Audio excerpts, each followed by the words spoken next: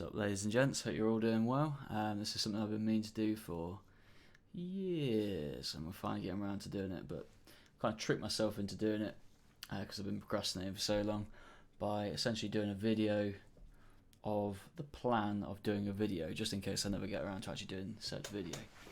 Might not be the happiest of material, as you'll probably already notice by the old Word document, but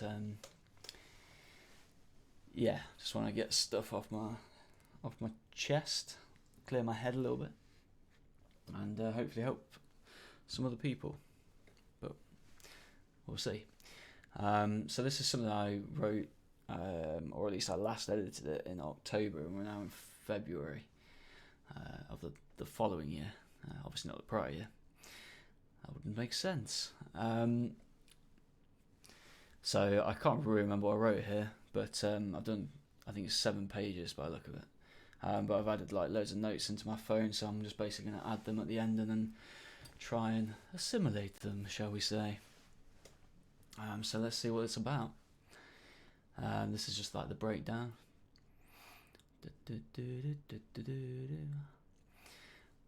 So yeah, the intro is why I'm doing it. So why am I doing it? Talk therapy. So yeah, as I say, get shit off my chest and all that shit. Because I don't like to talk about it in person for some reason. And I think one of the reasons is because I've left it so long that I'm, I guess, bottled shut for so long that if someone was to ask, I don't really want to release it all at once, kind of thing. Because yeah, it's been 10 years or so of feeling not top notch. Where does time go? Yeah, hopefully help someone else though. Even if it's just, the knowledge of someone going through something similar. That's exactly what I wrote. Via tips, no, not medical professionals, you can probably tell. Yeah, you definitely will be able to tell. Because, yeah, things have improved somewhat over the years, so hopefully what I discuss in this will help someone else. And a bit more understanding, because I've noticed there's definitely been some things, especially with English, because obviously the word depressed and the word depression are very similar, whereas, at least in my eyes, are quite different. One of the things I should also say, which I've not written this down yet, note, not officially diagnosed. Depression is just the thing that seems most similar to what I've been experiencing since maybe around half a year after graduating.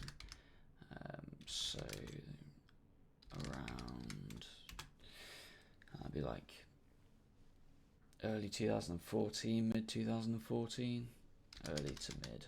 We'll cover all bases, shall we? 2014. Currently, February 2024. Where has the time gone, eh? Which hopefully is something I'll discuss in there, because definitely some kind of, there's something going on in terms of time, perception of time. I know time's supposed to speed up. The perception of time is supposed to speed up as you get older, and also if you do less novel things. But I feel like it's done that to a much greater extent than maybe it should. Although that could, of course, be my perception of that. My perception of the perception. Yeah, so what we're doing here, video breakdown. As I say, it's been months since I read this. Maybe even longer. What is depression and what is not depression? At least in my own thoughts of this. How can we best mitigate the symptoms or increase the chances of removing them entirely? But first, what's put me off doing this so long? Let's see what it said. Procrastination. Motivation, yeah. Might not explain things as well as they should be explained, so not doing it justice, basically. Like in my head, I'm like, oh, that's a good point. But when I try and explain it out loud, it comes out as a garbled mess. That's very true. Probably forget a load of stuff as well, which this document's very helpful for, I guess. Hidden thoughts, mental blank. Yeah, because whenever I go down, like try and do a video, for some reason I get in my own head a little bit, or attempt to, and then my thoughts just go whoop. Thoughts plural. That's debatable. Potential for misunderstanding about certain symptoms. Yeah, so I don't want to explain them wrong, basically. Family and friends might have thought I don't care. Yeah, so some of the symptoms sound like you might not care, but that's not actually true. But hopefully I've covered that later on. What a few people around me have said about depression, mental health generally, although I'm not too fussed about this because of the philosophy of chill, which I'll do in a different video. Some people might hold off on doing things like this because of that reason, though, so I thought I'd mention it. So yeah, some other people who are experiencing similar things might hold off on doing things that might help them, such as doing this, which is a kind of talk therapy, I guess, because of things that other people say, which we'll get to, I hope. When I'm feeling motivated enough to do the video, it tends to be when I'm in a different headspace. Yeah, that's true, so I feel a bit more positive, and then I don't really want to talk about this kind of shit, or think about this kind of shit. And it also makes it more difficult to explain because it's like a perceptual distortion or something. So when you're in certain headspaces, when you look back on symptoms, then you think if it's a worse headspace, not even headspace, kind of. Then when you look back, then things tend to be perceived as being worse. Whereas if you're in a more positive headspace, then it's more likely to be perceived as being better than they potentially were. So where exactly does it lie? Where exactly does reality lie? What is reality anyway? Also, the symptoms fluctuate and they impact my perception of memories. Okay, so I probably should have just read this rather than trying to explain it without.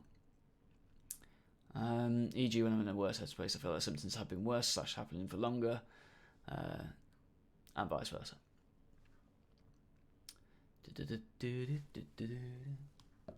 Feel free to just pause and read, by the way, if I'm making it more difficult to understand by chatting rubbish in the background. Okay, with all that said, let's get started. So what is depression? A stereotype. Everyone has a completely unique experience in life. That said, commonalities. Otherwise there wouldn't be a word for it. I don't know what's going on here. Oh well, still readable, I hope. Probably better and easier to discuss the mental health issues, symptoms, encourage conversation, means less chance of misunderstanding then as well, rather than stereotypical depression, which some people may assume things about. Also, the fact that it's one word makes it sound like some form of static thing as opposed to a series of fluctuating feelings, interest, energy, etc. over varying periods of time, which is what I felt it to be. Yeah, I felt that's fairly well explained-ish. For those that haven't experienced, the easiest way to understand the annoying kid experiment, why? Yeah, so basically just repeatedly asking why you might be interested in certain things until you realise that we don't know why. Ultimately don't know. Brain's just another organ after all, yeah. And of course, if the interest starts disappearing, starts fading away or disappears entirely, then life isn't quite as fun. Word cloud. Apparently I've made a word cloud. Graphs over time.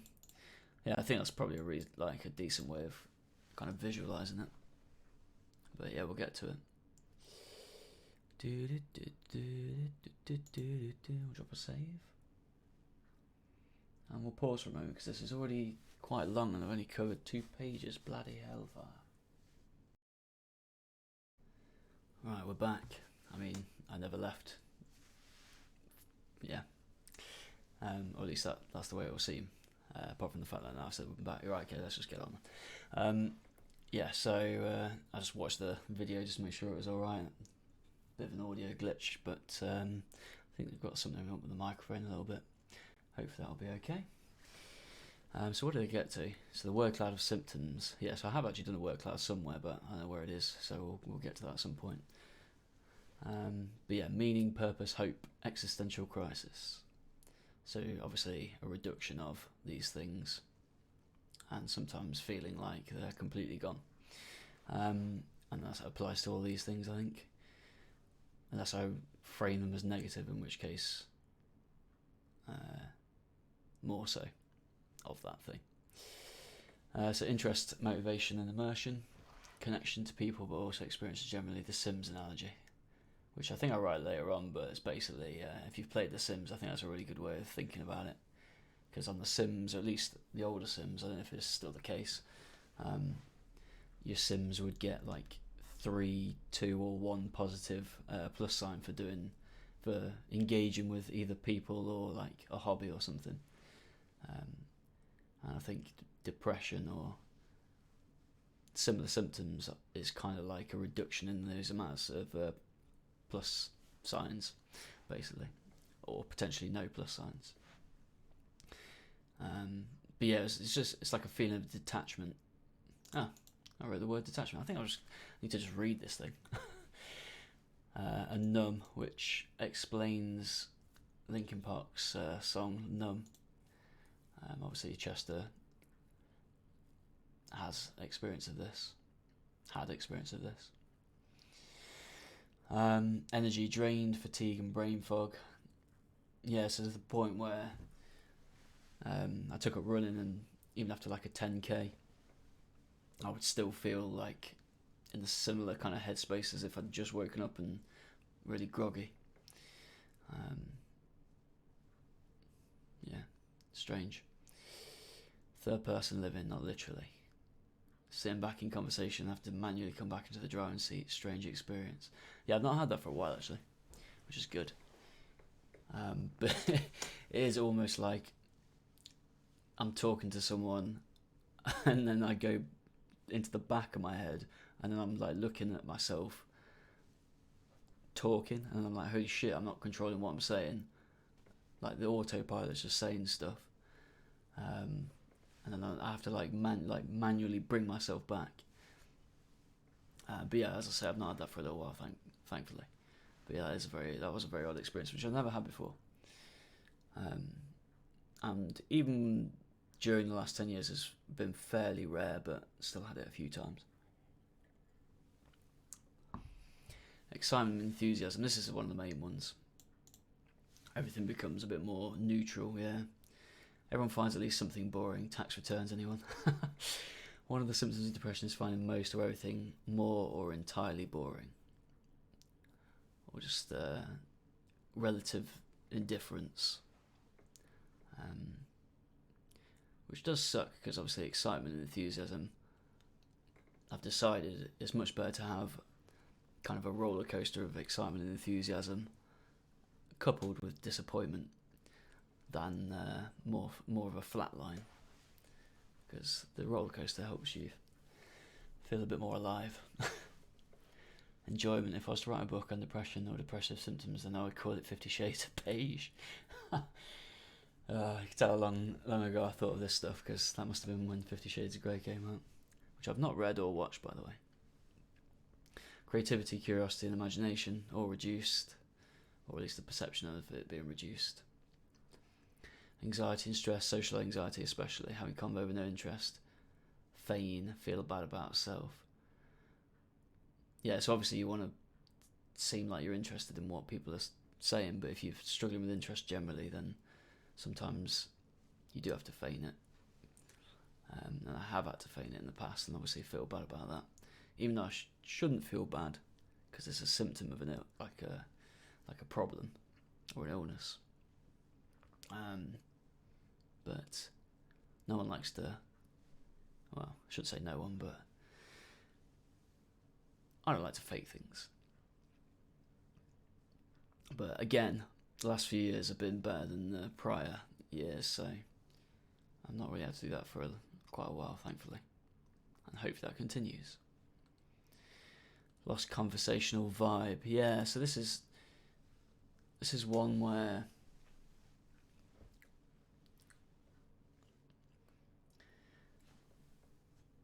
I noticed that, especially when smoking weed, when I was in a bad headspace, and obviously common knowledge, or it should be common knowledge, is not to do psychedelics when you're in a poor headspace. But yeah, it was like things were being said, and it was like I was speaking into the void.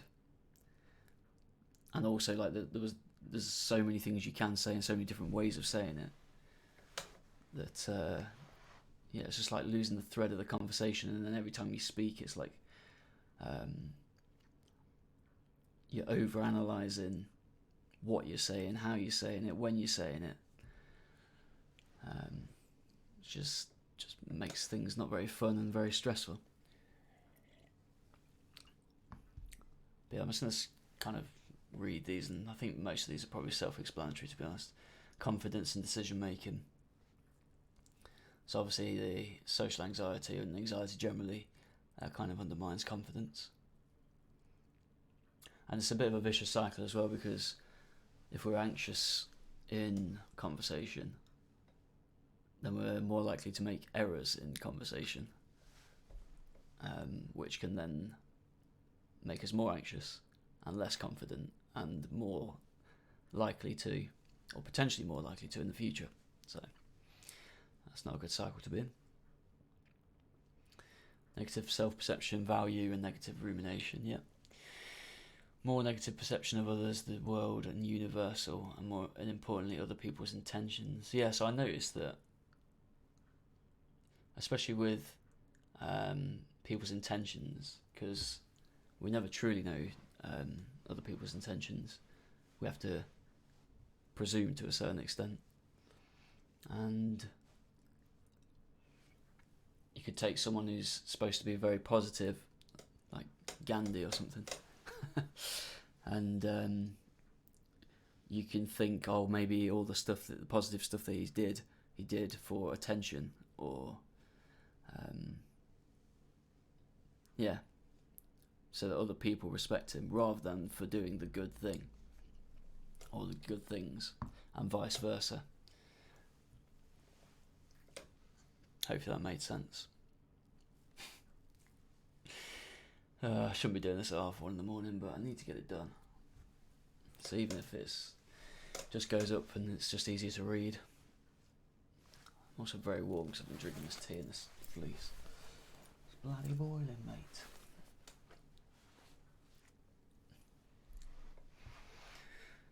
Loss of self-narrative in relation to others. Would doing X be something I would have done, / what people would have expected of me, or was that out of character? What character am I? Who am I?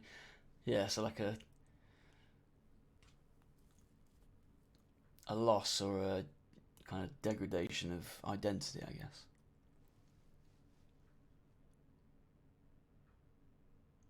This is why I mentioned them. Shouldn't be skipping here.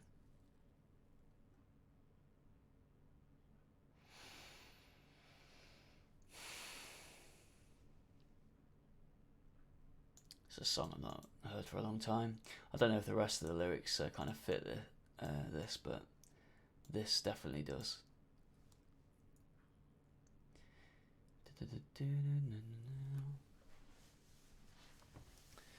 When I'm in a more positive headspace, it feels like this, and when it's a more negative headspace, it feels more like waiting around to die rather than living. Show me how to live. Chris Cornell also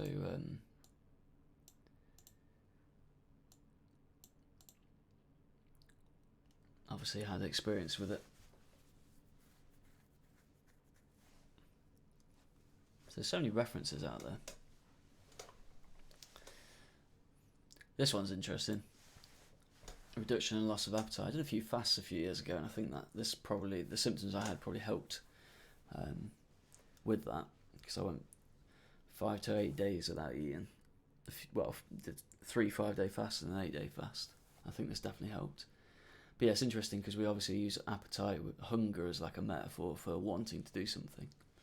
being motivated and enthusiastic about doing something. And obviously that metaphor's come from the literal hunger.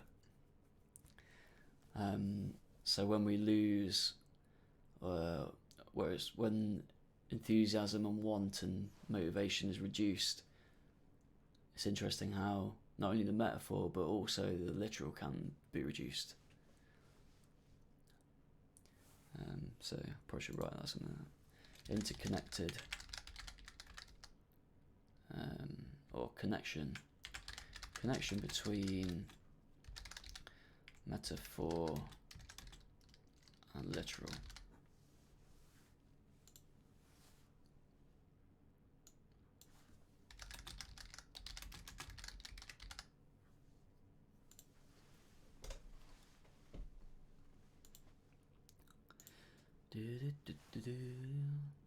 Spent a lot of the time like the last 8 years.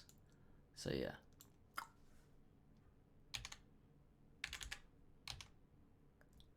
It's been a while since I wrote this. Either waiting to feel like I'm living again or waiting to die. Yeah. So yeah, it depends on the headspace as to how it's kind of framed, I've noticed. In my own head. I was going to say that I don't want to go through the dying process, but I wouldn't be too fussed if I went to sleep and didn't wake up. Yeah. From one way of looking at it, I guess it would be interesting experiencing the dying process, and once in a lifetime opportunity for most.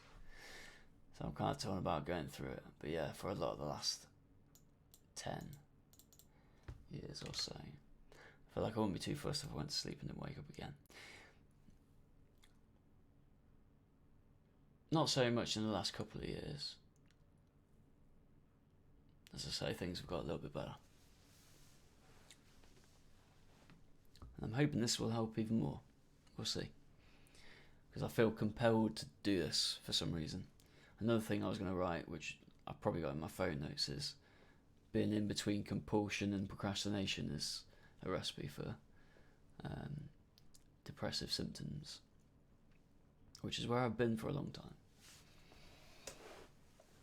I'm extremely adept at procrastinating, one might say. What? Overall, lots of interrelated, sometimes self-reinforcing negative stimuli. If they get too bad, they sometimes end up with suicide as the final and irreversible symptom. Don't know why I felt the need to include that.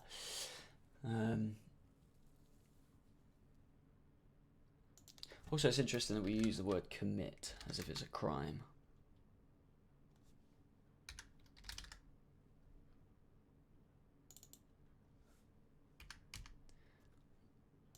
Why would it be a crime?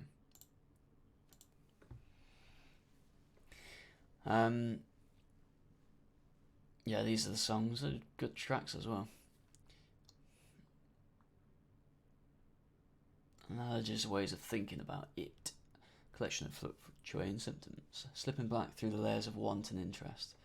So I noticed that for me, obviously, well, not obviously, because a lot of people watching this might not know me, but used to want and be interested in things, and then during the worst times I would want, but then I think to myself, well, at least I want, even if I don't want to do stuff.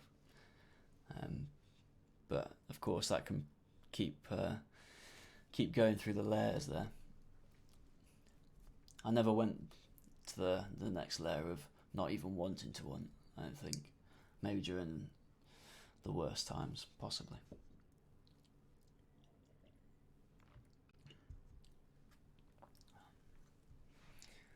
Sims analogy. Instead of 3 pluses, just 1 small plus when interacting, or less, and the same with negatives. Yeah, so not just the positive, as I mentioned earlier, but also negatives. That's a good point. In relation to conversation, connection with others, and also in various reactivities. That's down to the philosophy of chill there. Glove analogy. Just like wearing gloves makes things harder to feel, can't feel the nuances of objects. Depression is like putting on a glove over the mind senses. A sensational mind glove, though definitely not sensational in a good sense. Where the lows and sadness aren't quite as sad, and the feelings of excitement and happiness aren't quite as happy or exciting.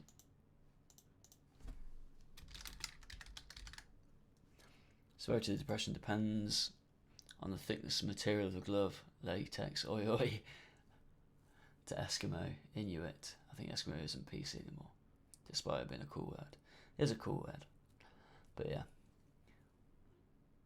Or a glove over the sense of connection we feel with other people, so that all of our emotions and interactions are numbed to a certain extent.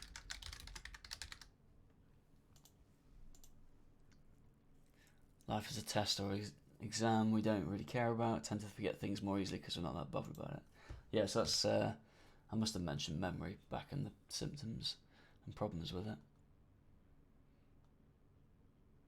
Life is a game where you steadily unlock mods over playtime. Depression is like a mod made by an absolute dick muffin.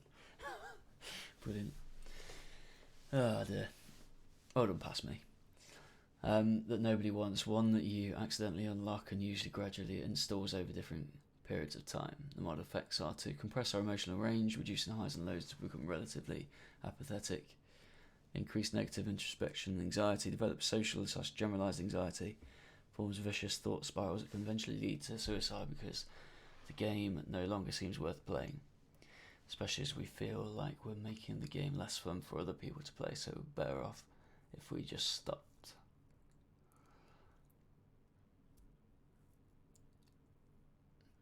Which I guess is kind of interesting because it's not just about the perception of self, but it's also the perception about other people's perceptions of the self that's affected. It's all perceptions. Another analogy for gamers, you know, when you play a game but you just can't get into it, depression makes us feel like that to varying extents only towards life. Obviously, when I'm saying this, I'm just referring to my own experience. Everyone's experience is different. Comes back to the problem with immersion. A reduced inability to immerse ourselves in life sucks the enjoyment out of it.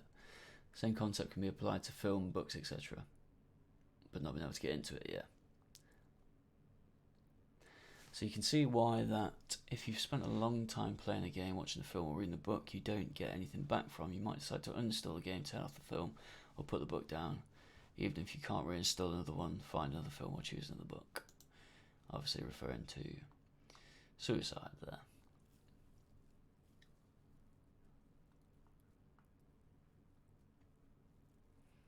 PC analogy. I've done a lot of analogies. We're on page 4 or 7, so I'm just going to kind of skip through a little bit. Input, output machine. I think this is the model that helped me get through the worst, or reduce the worst symptoms and get back to some semblance of normality, whatever normal is. Yeah, so to think of ourselves like a flow, like a flow chart. Like imagine a flow model. Which, during the actual video, I'll actually draw a chart, which might make things a bit more visual and a bit more interesting. And a bit more easy to understand, probably.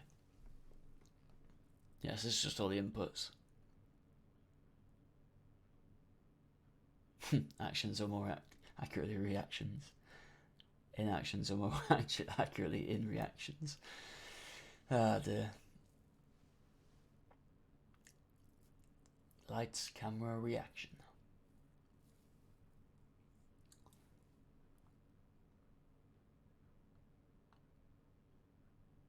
I'm very tired. Probably should do this another time. But then I might procrastinate and not do this again for ages. So it's 10 to 2 in the morning though. Fucking long.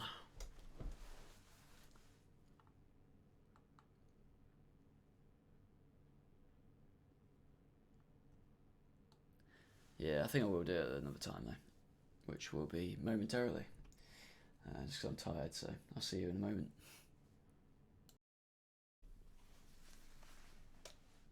Alright, ladies and gents, I'm back. It's been a few days for me, a few moments for you. Can't remember exactly where I was.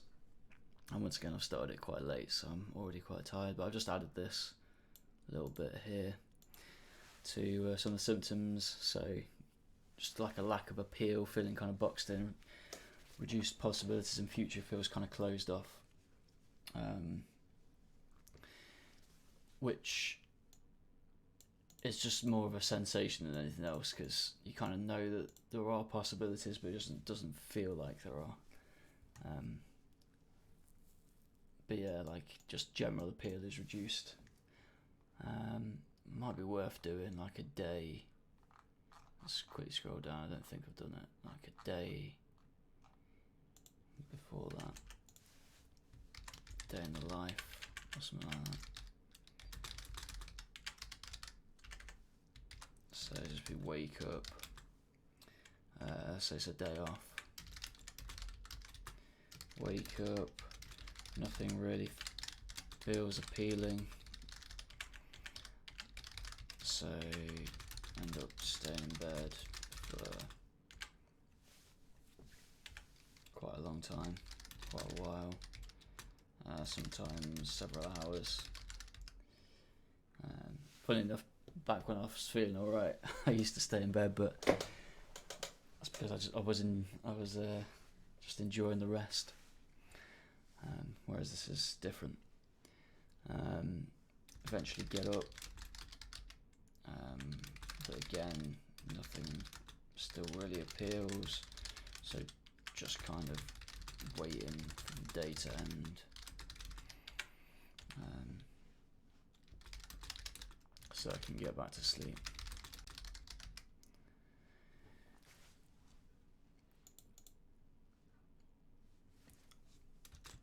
If I do end up doing something,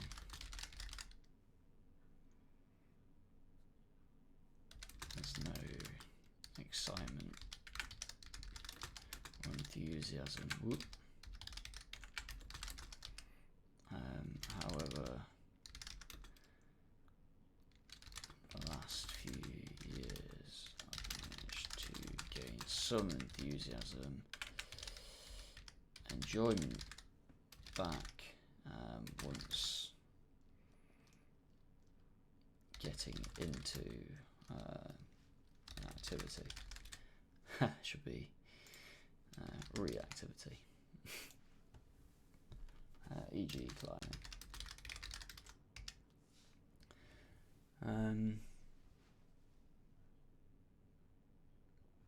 But yeah, no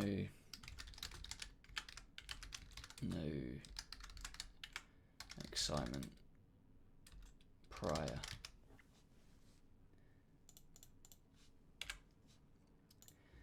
But I would say I have managed to feel excited a few times in the last 10 years. A handful of times. But it tends to be fleeting. And then sometimes I feel like I'm almost feeling excited. But the sensation is almost like it's felt through like a pane of glass or something. So there's some kind of block. Yeah. Or numbness. I think I remember, if I remember rightly, I skipped through a little bit of this. I don't think I'll do as many analogies because I don't think they're necessary. I think my favourite ones, or the ones that I think are best explaining it, the Sims one. And then the glove one I also came up with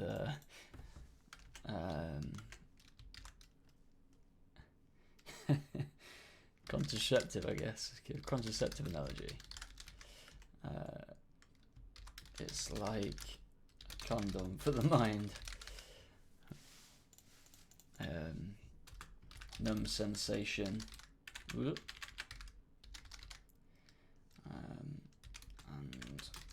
makes it difficult to express ourselves.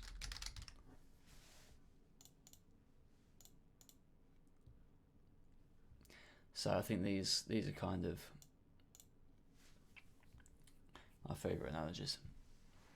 Contraceptive analogy, Jesus.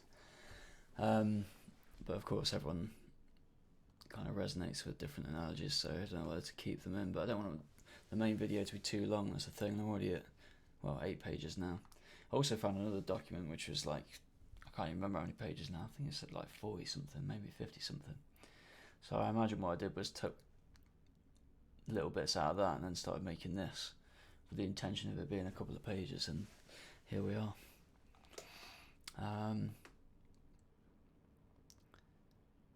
Yeah, I already went through that. What's this then? PC analogy. I think I skipped over this. Brain's like a computer, only so much processing power. If a lot of it is dedicated to negative rumination, critical thought, as in critiquing in a negative way, less can be devoted to creative and positive thinking and positive immersion. This can form a vicious cycle whereby we dedicate a portion of processing power to negativity. This in turn means we're more likely to stumble in conversation or be less able to problem solve something because of less power or energy available for creativity. This then leads to more processing power dedicated to negativity, self-critical, other critical, universally critical thoughts and feelings, which end up facilitating more buggering up in a conversation. In conversation / reactivity.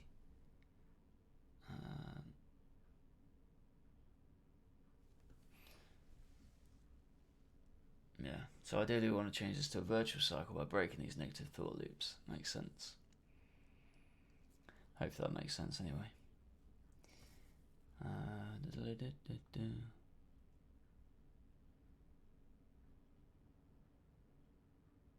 Yeah.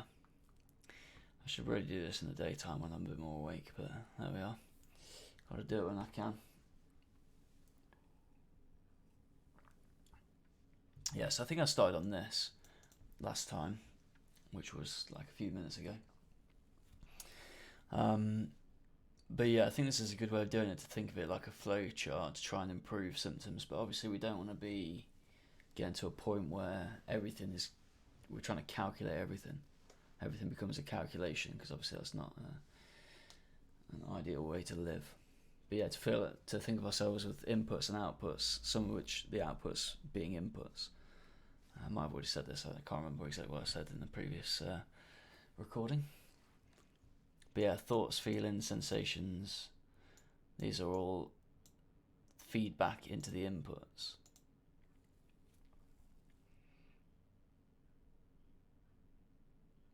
Obviously some of these things we can't really do too much about, and if we do think about things like this too much, it can be stressful. So yeah, it's just a tool, I think, that would help me anyway, and hopefully will help others. But yeah, some things are easier to solve than others. Yeah, I think that covers pretty much everything. Whilst the input-output machine is a great tool, tools can be weaponised. Careful we don't accidentally weaponise against ourselves by constantly thinking about everything using this simplified input-output model, because that in itself can make life seem a bit more lifeless and too mechanical. What? Two-dimensional, mechanical, robotic. I say this because I accidentally ended up overthinking using this model myself and doing it.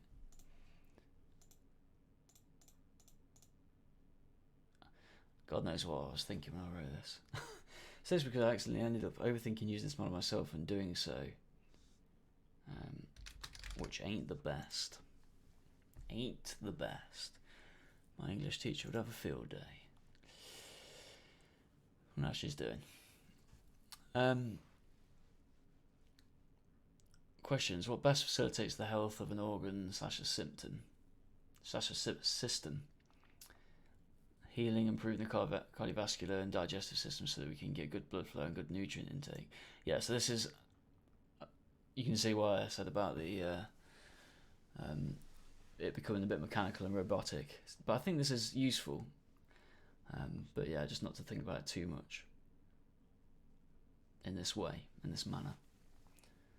Because eventually we just want to be engaging with life and doing things for enjoyment, whilst also factoring in what impact this might have on other people.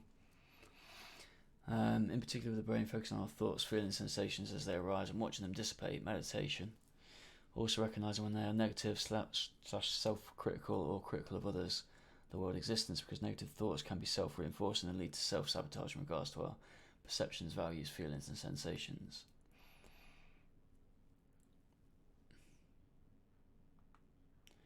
Do I need medicine? Depends on the severity of the symptoms, yeah. Ideally we can try sorting out the other inputs, and hopefully that will fix the issues without it. But if not, then medicine may help. Important, we're not weak for taking medicine. Try not to let this negatively impact our self-perception/worth. Also, what kind of medicine are we talking? Pharmaceutical. There's growing research that MDMA magic mushrooms may help. Not promoting this, of course, as our laws are perfect in every way. Yeah. Jokes aside, research required in this area because there's potential for further harm rather than help. All depends on the individual, I think.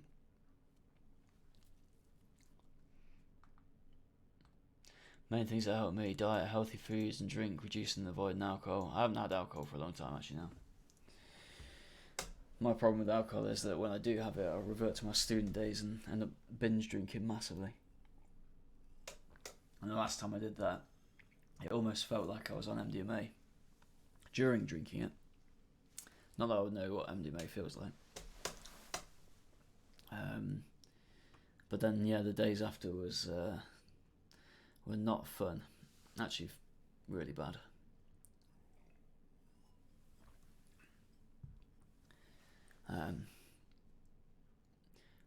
Which is interesting because physically I felt not too bad the last few times I drank alcohol, but mentally felt fucked.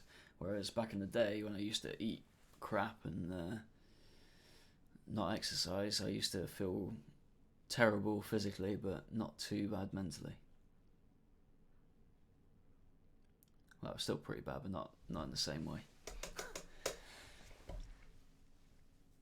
Running and climbing. I've not really done much running recently. I think this can be bad as well, actually. It depends what we're thinking about when running.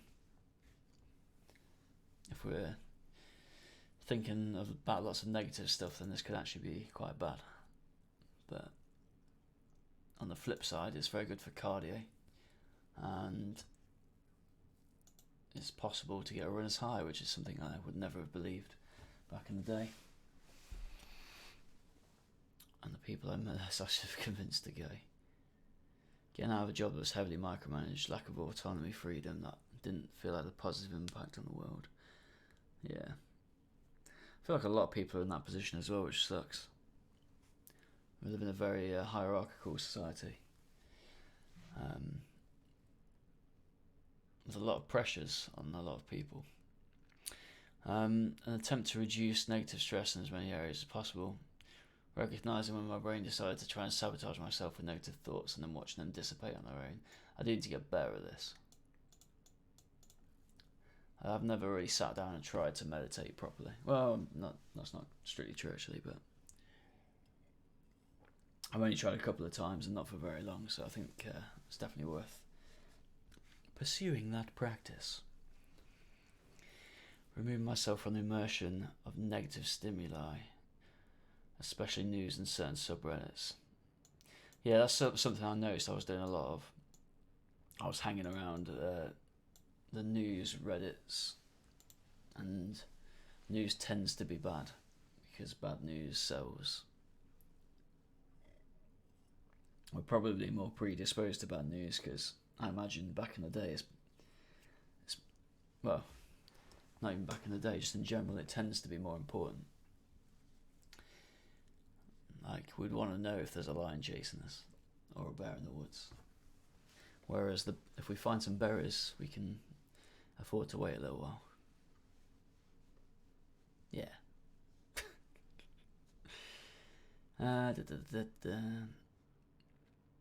Increasing the amount. Yeah, with music as well. I noticed I gravitated towards more like angry kind of stuff that's just repeating like world problems and just general problems, especially like rap music. I kind of gravitated towards that. Writing this shit down and getting it out, almost a compulsion. I don't know why I feel compelled to do this video. Don't know if I've got a bit of like mild OCD in the family or something. My dad does like to mow the lawn pretty much every day. Very mild compared to some people though, obviously. Some people have it very bad. I think once I got this, getting back into music and game will also help. Yeah, just getting back into activities generally, I think. And this is another thing, trying to get a good balance between passive and active, or reactive.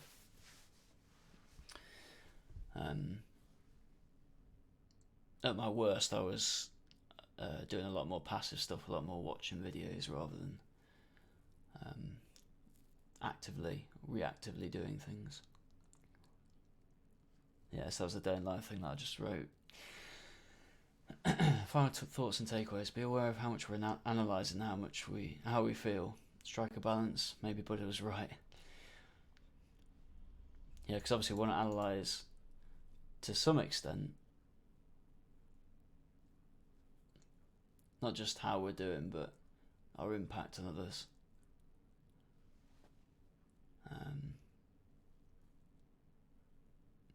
Because a lot of fun activities are very consumptive as well.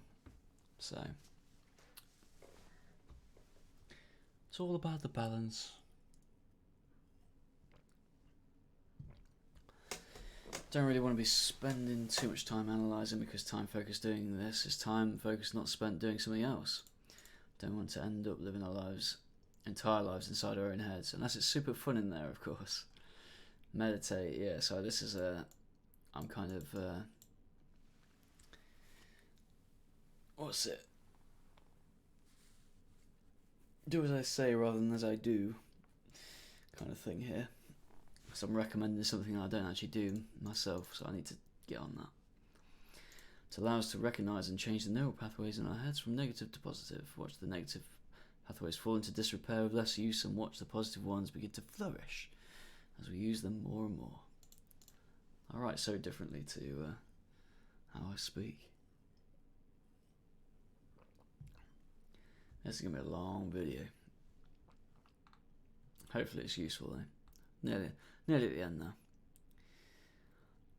Try and frame positives as possibilities and not frame negatives, whether current or potential, as a certainty, unless doing either of these things is ridiculous, like framing the belief that we can fly by flapping our arms around. That's a positive is a possibility. I mean, we could do that if we also had a jetpack. Meditation will also help us to recognise when we aren't doing this. Yeah, so I noticed that the negative, it's very easy to frame negatives as a certainty. Like if we do something, do X, then Y bad thing will happen. I have to think of some examples and put them there. Probably should have done that when actually writing this, rather than coming to it months or years later. But there we are. Managing expectations. Don't necessarily expect immediate results and change from using this tool, but also don't write immediate change off as being impossible either. This comes back to the never framing negatives as certainties. Yeah, because if we say that we're not going to get immediate results, it's impossible to get immediate results, then that's a self-fulfilling, self-prophesizing, shouldn't do this when I'm tired, self-fulfilling prophecy. It might not be likely that we get immediate results, but that doesn't mean it's impossible. Might be improbable, but we might reduce the likelihood to potentially zero if we consider it impossible. When in doubt, watch the thoughts of doubt fade away and then carrying on. Right, Going through the motions. These are just like little notes here. But that's how it... During the worst times, that's basically how it feels. That's probably should include that in the day in the life, going through the motions. You feel like you're doing things that you would do if you felt like you were living, but you actually just feel like you're existing.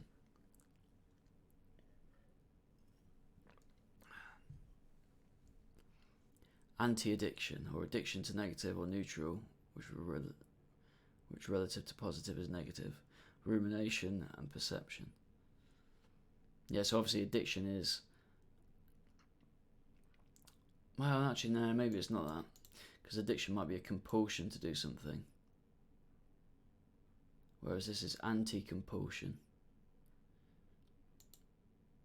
It's more like anti-want, anti-desire.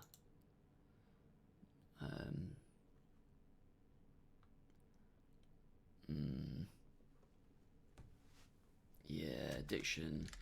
Addiction might not work here because it's more of a compulsion. Anti-wants.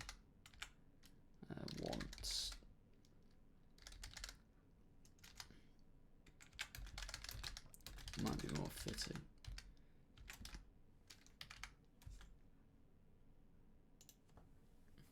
There we go. 50 Shades of Beige, yeah, I wrote about that earlier. I feel like I'm either waiting to live, my real life to begin, or waiting to die. Yeah.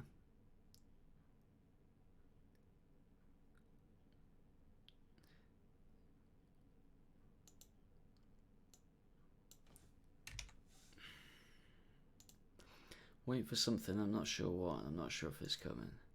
Stagnating.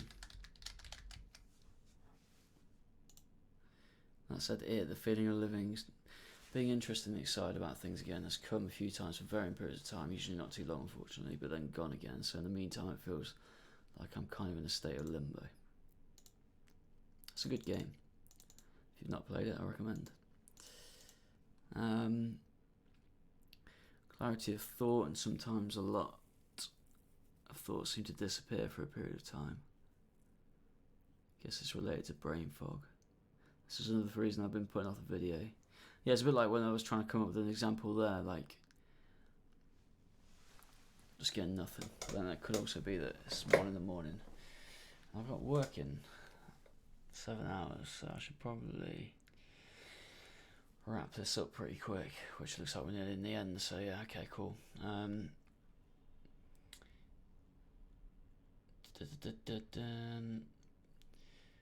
Because sometimes I feel like recording it, but I don't want to get halfway through and then have one of these moments and say something I actually disagree with, or that could be easily misinterpreted. Yeah, which I probably have done, so I might have to really clarify things in future videos if I ever get around to doing them, which hopefully I will. Need to stop procrastinating. I've become too good at it. Right. Oh, the confusing, but feel like it's right in the moment because the clarity isn't there, such my thoughts have hidden. Yeah, it's like sometimes when I do get the clarity of thought, I feel like I can pull things from different areas and I can see like the relationship between them, but other times it's just like really foggy. But yeah, I don't know, it might just be a result of getting a bit older. I had to de-rust my brain and challenge myself with things, I guess. Like my ability to experience life got EQ'd with a load of the key frequencies taken out, so life felt flatter, less interesting, and less worth living. It's another kind of analogy, which I think works quite well. It's quite accurate. For those experienced with using EQs, that should hopefully make sense. Vicious cycles. Isolation leads to out of practice in regards to socialising is a skill that can be honed / lost. Leads to more likelihood of social gaffes, what a word, as well as symptom being perceiving things as negative when they weren't necessarily. The symptom of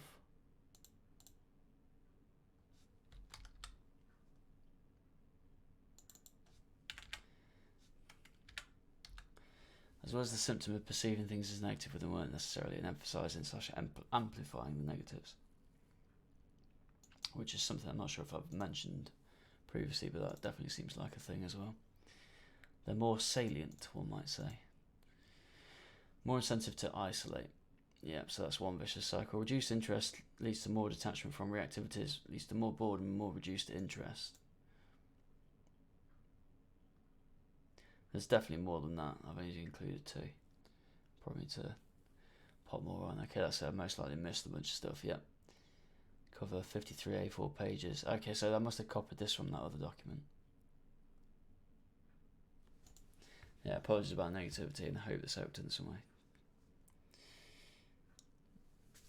Hopefully it has. As I say, just knowing that other people go through something similar can help, and I hope that helps some people. These are my other notes, so I'm just going to put these as notes. What is that? What is that? Notes. So this is stuff from my phone notes, ironically, when I was at my healthiest. Ooh. Physically, was the same time I was at my worst mentally. Obviously this doesn't apply to everyone. And often being unhealthy physically can worsen mental health as well, since it's all connected and part of the same system. But yeah, that's basically because I was using exercise. I'll delete that because that's now saved here.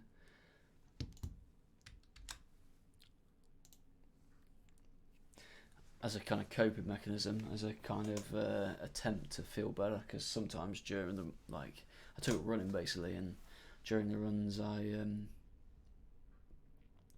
sometimes felt alright. And sometimes even felt alive. But I think I discussed this in the previous recording, but sometimes I'd get to the end of even quite a long run, like a 10k is not a long, it's all relative, and still feel zoned out and kind of have some serious brain fog. And it's a different feeling from being tired from the run. It's not. It's like a numbness. Right, I don't have. There's gonna be loads of notes in here, so I won't do them all tonight. aka this recording. So we'll just do it like this.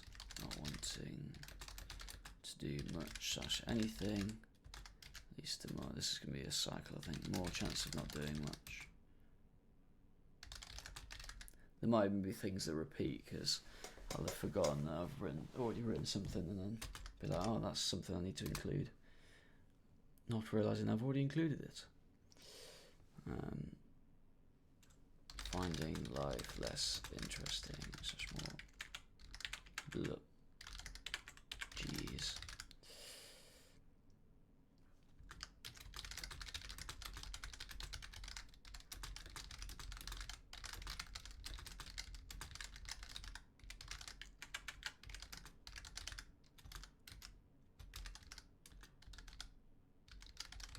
More chance of isolation.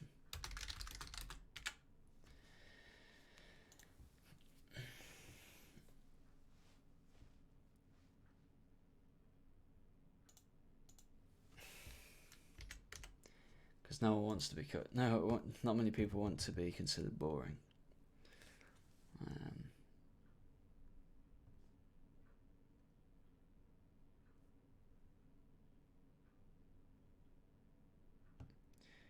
Oh no, I think I just deleted the wrong one.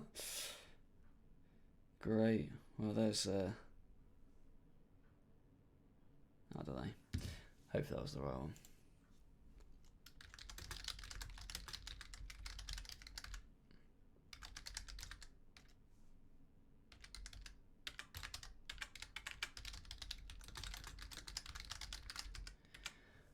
Obviously, having a problem with drive makes it, or potentially increases the likelihood.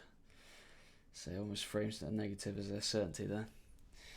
Potentially increases the likelihood of not being able to do anything about it. Or as much about it as if we had the drive.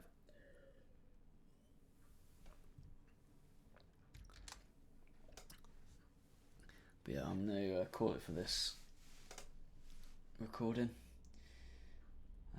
because it is gone 1 in the morning and I'm tired, and yeah, so I'll see you momentarily on a new day for me.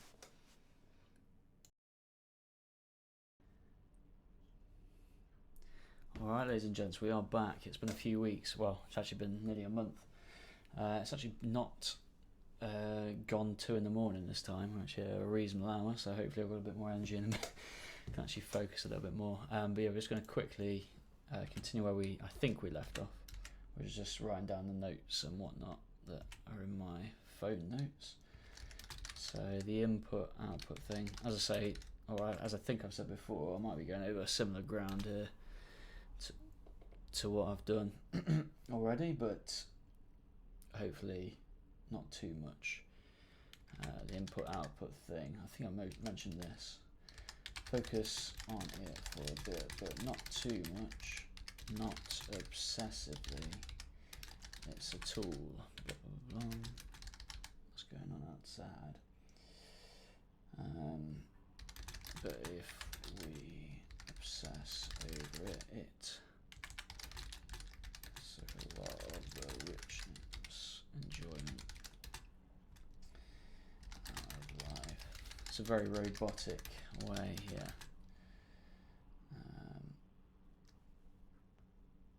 Of looking at things. Though a very useful model if done for a little bit. Or however much is needed, but not too much. But how do you know what is enough and what is not? So this is all in the same document. Pulling this spike out of my mind.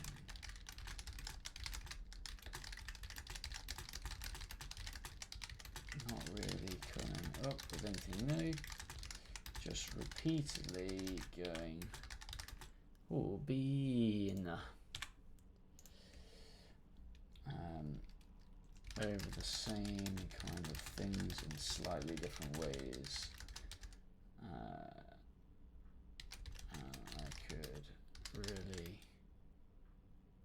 really could, with moving on to thinking about something else.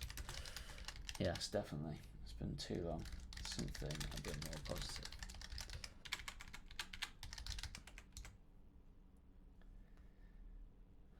Fatigue. I think I mentioned this briefly. Had times where I'd wake up but feel practically asleep all day. Go climbing and feel detached, which is actually how I injured myself. And half asleep because I wasn't really fully present. For a 10k run. Don't know if I mentioned the climbing one, but I definitely remember mentioning this. I probably should have watched the videos back just so I don't cover too much of the same ground, but even by the end of it still wouldn't feel truly awake, like my brain was operating different frequency and couldn't. I really need to sort my phone out so it doesn't keep turning off. Or just type faster. Couldn't unlock the ones needed to fully wake up.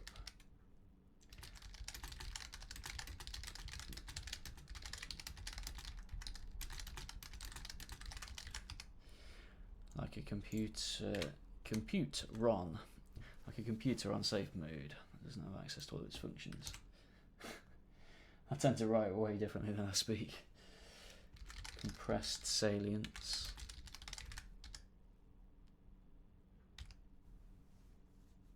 It's more like compressed emotions, but struggle to maintain focus in conversation, e.g. in pub. Compressed salience is essentially disinterest or a more uniform interest. At a lower level.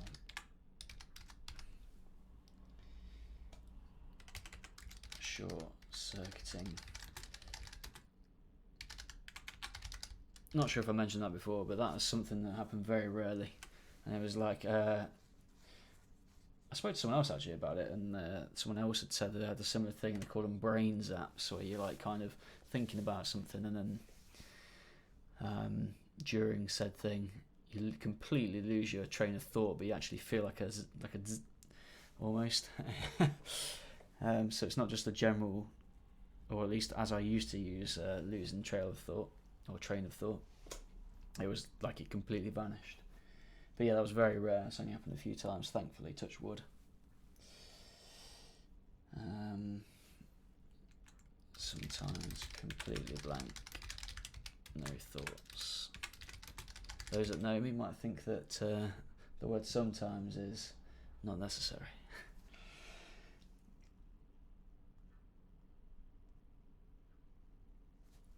Negative salience, that's probably more of it. Negative salience and negative stimuli became self-reinforcing. I know when I wrote this note. End up gravitating towards more bad news, angry / music, etc. Bias became my worst enemy. Okay, we'll delete that one. That was May 2022. And you flaming delete. And then, yeah, once I've copied all the notes onto here, I'll have to go through them at some point, so this is going to be a little bit of a process.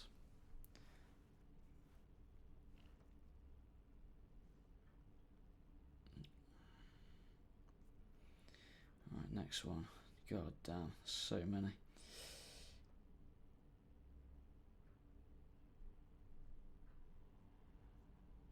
I'm literally going to write it even if I've done it before, and then we'll refine later on. But yeah, I guess this is kind of interesting in itself, at least to me, about how many times I've thought of it, or thought about similar kind of things. So definitely to switch on to thinking about other topics. So symptom, limbo, which is a good game, by the way. I feel waiting to live for my real life to begin. Thinking of that Colin Hay track, waiting to die. And that's when the framing of it depends on how I would feel. And the time, at the time, I don't feel like I'm literally just going to copy it word for word, I think. Something, but I'm not sure what. I really need to turn this thing so I don't have to keep touching it. Bloody thing. Not sure what, and I'm not sure that said it. The feeling of living. Being interested in say right things again. Ask a few times for varying periods of time, but then gone again. So in the meantime, it feels like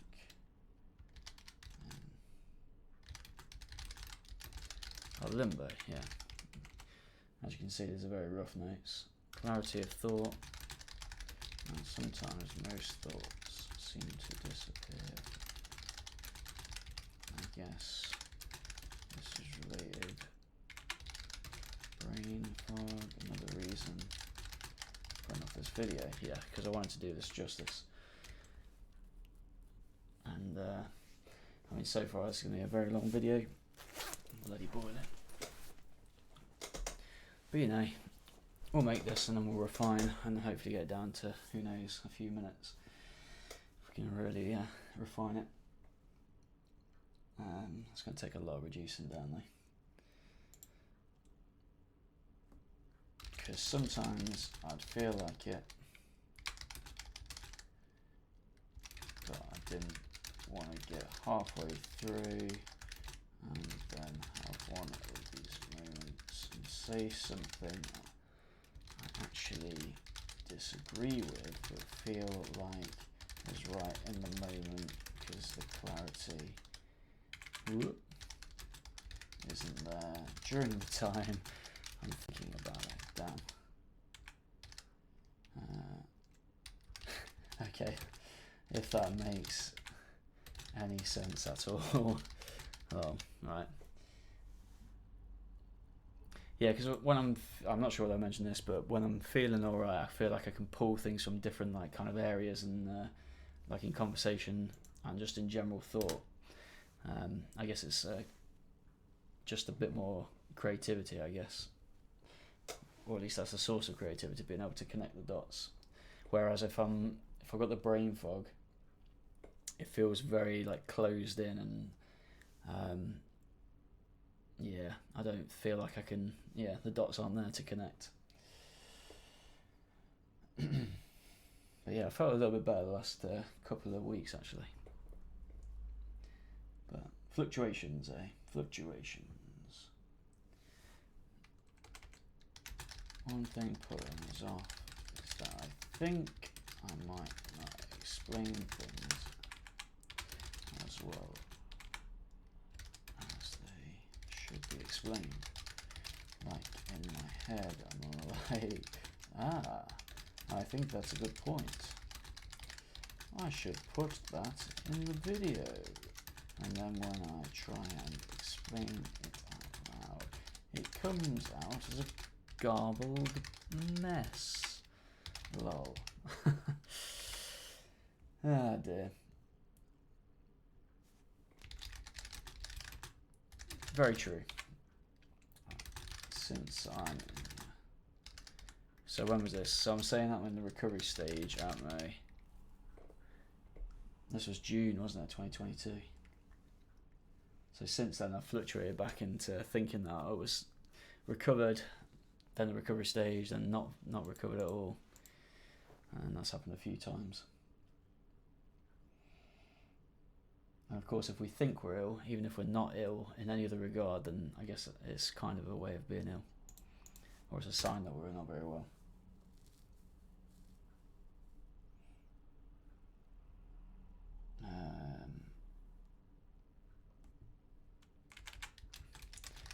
Mood state of mind fluctuates. So, when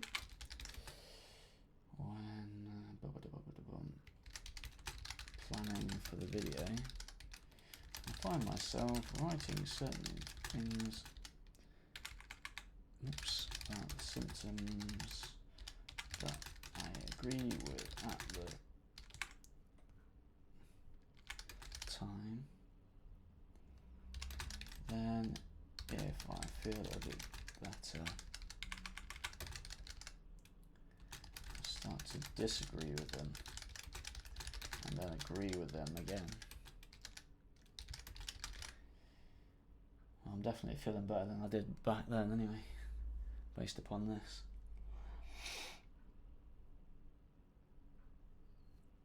When really it's just the fluctuations in how I'm feeling at the time I'm reading back what I've written to talk about.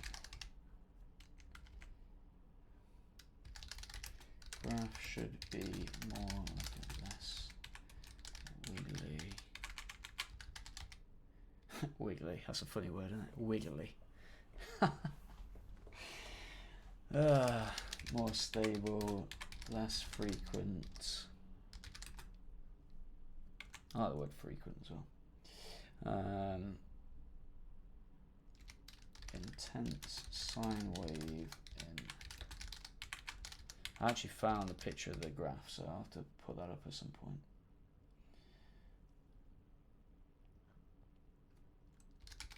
Wellness, interest, energy, clarity of thought, etc. Versus more wiggly. etc. In unhealth, sickness, unhealth, sense of stress, pressure. I actually had that not too long ago. For no reason at all. It could be blood sugars as well. That's the only thing that kind of conflates things or complicates things, shall I say. Type 1 diabetes is a bastard. Quite frequently. Speaking of frequently. Rather occasional pressure ahead. Have to do some kind of exercise to relieve the pent up energy. Yeah, I've not had that for a while. I had the sense of stress and pressure. I think that was from fluctuation blood sugars, although actually, if I remember rightly, it wasn't. It was pretty stable at the time. But yeah, I just wake up and it was a day off even, so I've got no exams, nothing that should stress us out, and just felt really stressed for no reason. Or there must be a reason, but I'm unaware of what it is or what it was.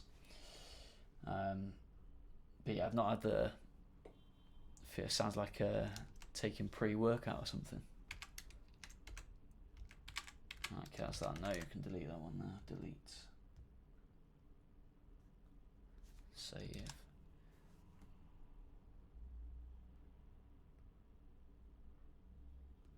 I thought I'd already deleted that one. Why is that one staying up?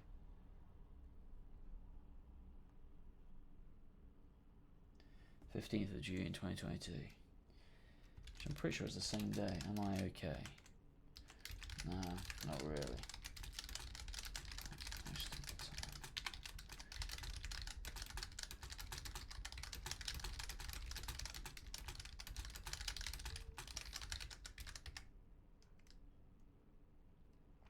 Can't remember if I mentioned it or not because this is 2022. It's obviously after the pandemic, but one of the reasons that I definitely knew I wasn't too well, although I did know before that, was that the pandemic was basically barely registered as a blip on my radar. I don't know if I mentioned that or not. I should really have watched these videos back, but there we are. And you know, for like a 2-year or however long it was pandemic, doesn't really register that something ain't quite right. In what? Oh no! In what ways am I not okay? Many. Nah, but really. Go into some symptoms. Well, I think I've covered them, but I've also got a picture of the symptoms. That's all that was written in that note. Along with the graphs, I shall bring up those pictures. I don't know why it's keeping the ones that I've literally just pressed to delete. August 2022. Ha! Funny enough. Not much difference with 1F between lockdown and the 6 or so years prior. Had to wear a mask, but that's about the only difference. Basically, my personal lockdown for the majority the last 8 years. So that was August 2022.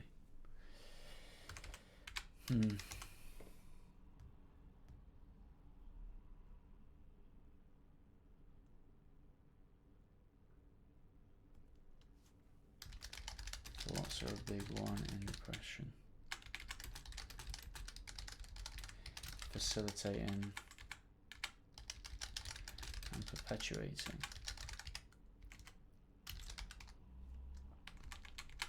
I have to relearn to type by the look of it. Reinforcing negativity of both self and other perception. With other being other people's intentions and other things such as our interest or lack thereof in X/generally.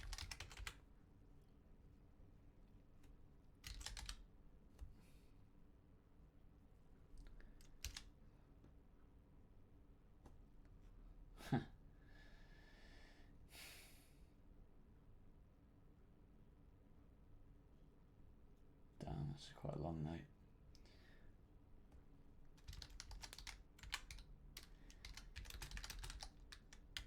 myself. I'm not funny. Funny. Funny looking, maybe. Ho ho ho ho ha. Oh dear.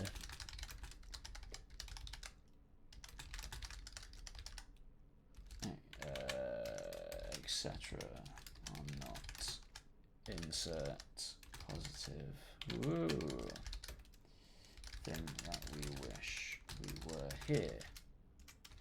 So it's just like negative self-talk, I guess, critiquing. Okay, we good? Sugars are okay? But yeah, definitely self-perpetuating, because I used to be maybe not the best storyteller, but I'd have some stories to tell and I'd tell them enthusiastically and whatnot. But yeah, when I was at the height of my own wellness, I even had some good travel stories that I just didn't have the energy or the enthusiasm or the excitement to tell. And obviously, if you're listening to someone tell a story when they're not interested or excited about it, it's hard to get interested or excited about it yourself. But yeah, that becomes then a self-fulfilling cycle. What other stuff have we got?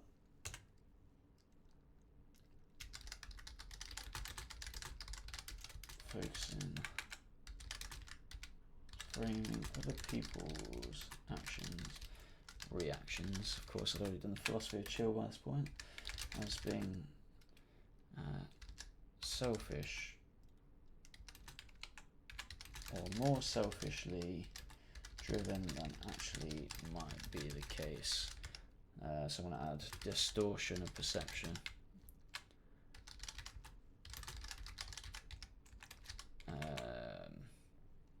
Towards the negative. Perception of other things. I'm not interested in X anymore. I find X boring. I'm not interested in anything anymore.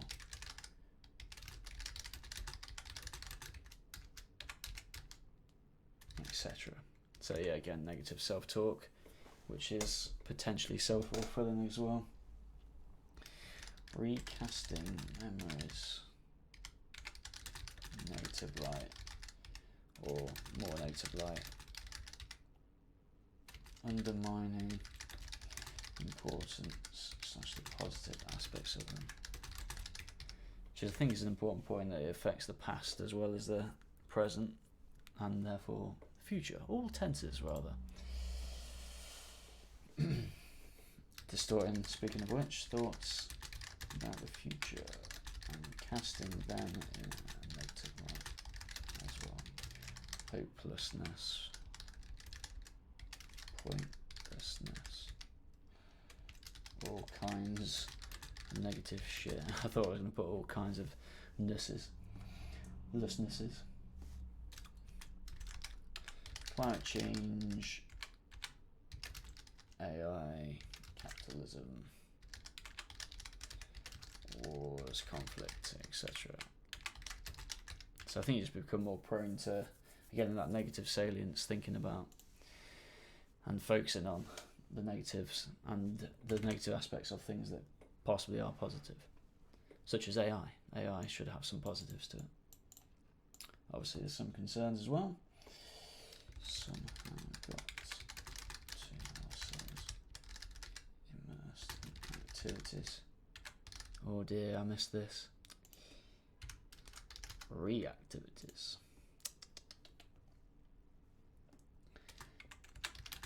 Which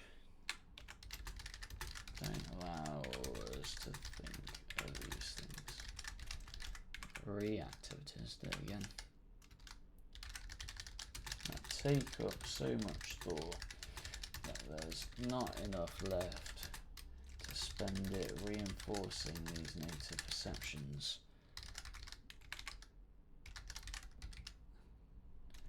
If we can do this enough, then we should be able to break the cycle and start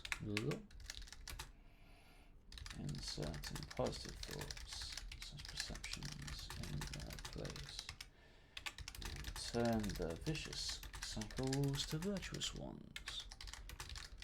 And that is one of the reasons why I like climbing so much, because that helped a lot.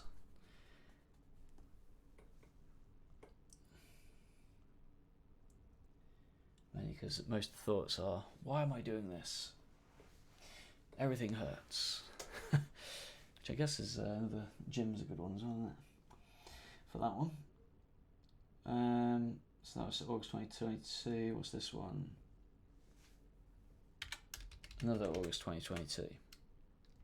Pretending to be okay when not okay can perpetuate not being okay. We should have expanded upon that. Oh wait, hang on, I might have done. Can facilitate the perception of self as a liar, fraud, deceptive. Even if the intention is good, not to bring the mood down. Activity, for example. Living a lie, which means we don't really feel like we're living properly.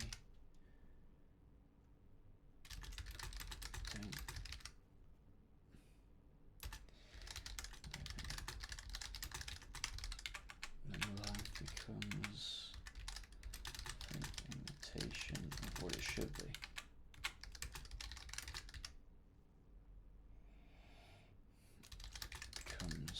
Flat and devalued.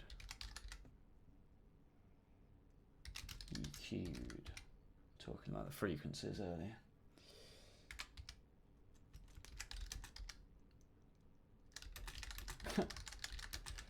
Frequencies, yeah, speaking of frequencies. Carved out, which makes it more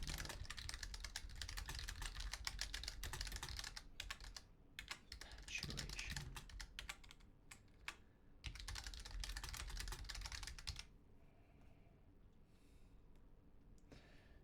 Right, that's that one. Jeez.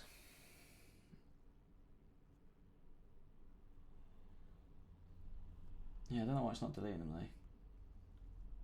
I definitely pressed delete. Yes, permanently delete. And yeah, it's still there.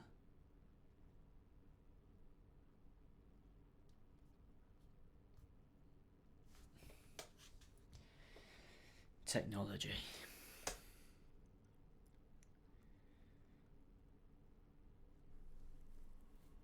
Is good most of the time.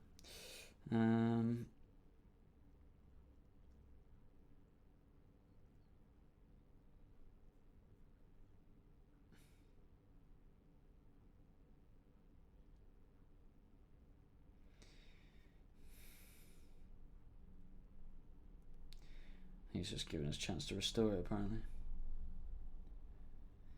Okay, yeah, you can see it. It says it's September, so a month later, what perpetuated it? Not being honest with people about that.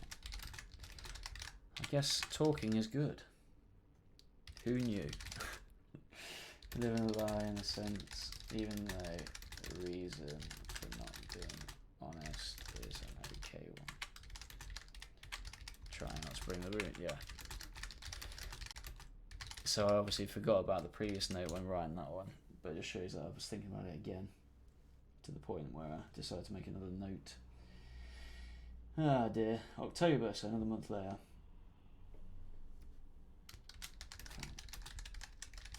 Just a veneer substance.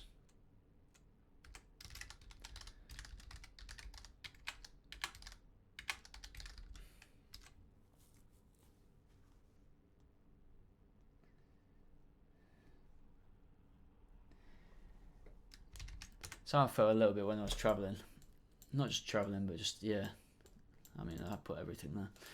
But for example, we go to like different places and they'd all seem kind of like the same thing really, but just looking a little bit different. As I say, the veneer has changed. But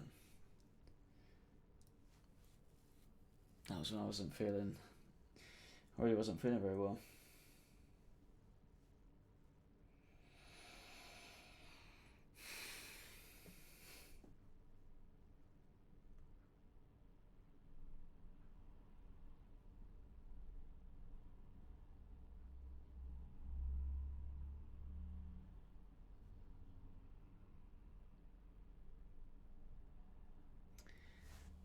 guess this is related. What is interest?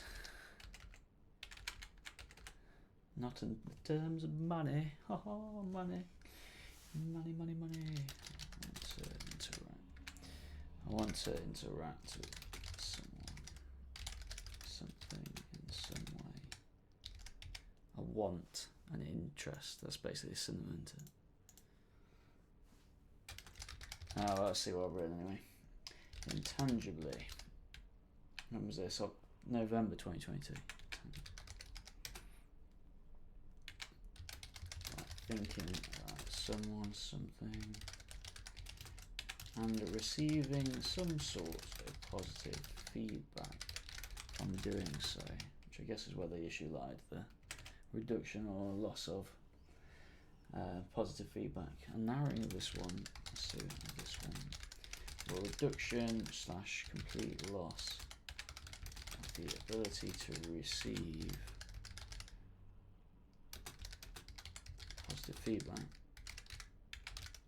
equals depression. It's not everything though, which is a terrible name for it. A terrible name for it. Considering the colloquial meaning of depressed, aka low mood / sadness, which can be part of the assortment of symptoms, but are far from the main ones. Let's see what I'm going here. Account for the fluctuating nature of the symptoms, with said fluctuations being idiosyncratic. How can we gain interest back? Can be rephrased as how can we reinforce / strengthen / develop positive feedback from interaction or into reaction. Sorry, I'll stop doing that now. Which honestly, oh my god, okay, honestly doesn't really help. Brilliant. Nice one, me. Because it either happens or it doesn't.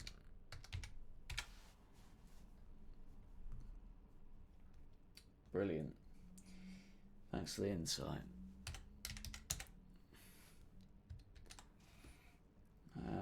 That was November, was I know. So the day after. Perception, yeah, late November 2022. Perception of time changes. Feel like stagnating. Harder to remember the past. More vague and harder. Which also comes back to the storytelling, because if you're trying to simultaneously remember what happened whilst telling it, then obviously that distracts from telling it. Whereas when I was well in telling stories, you kind of just in the moment, you're basically reliving it. Hard to imagine the future, gain more vague. Stuck in the present, but not in a good way, as is advocated by certain strands of meditative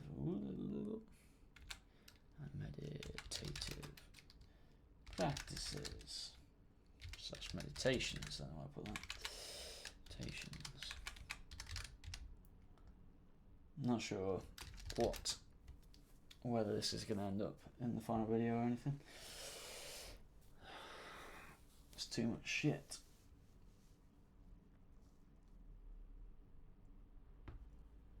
Stuck in... Wait, hang on. Yeah, I already done that one. Stuck in the present. Wait, no. Stuck in... yeah. Stagnating.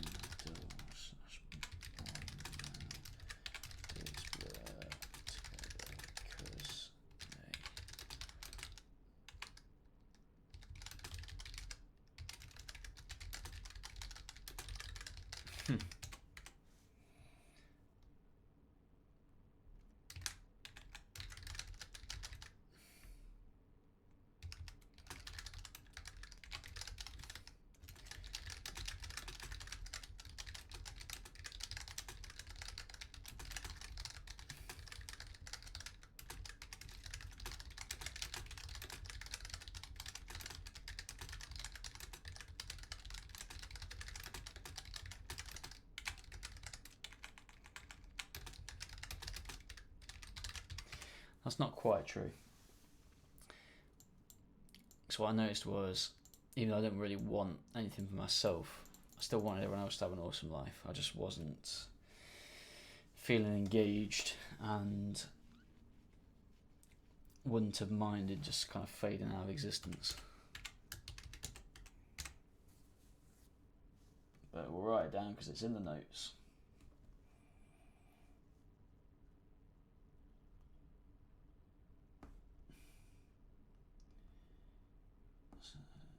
Bugging me that it doesn't immediately delete it. So 2 days later, so clearly think about this quite a bit by then. It's like dying without dying. Generalised loss of interest.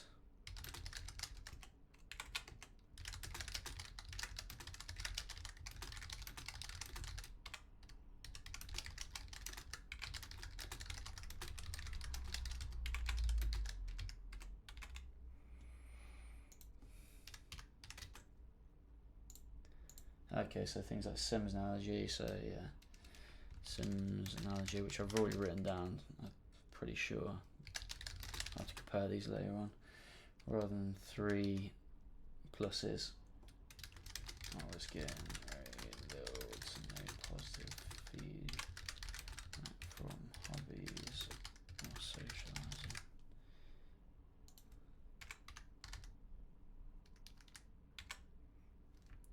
Positive. Should put even really because socialising is massive.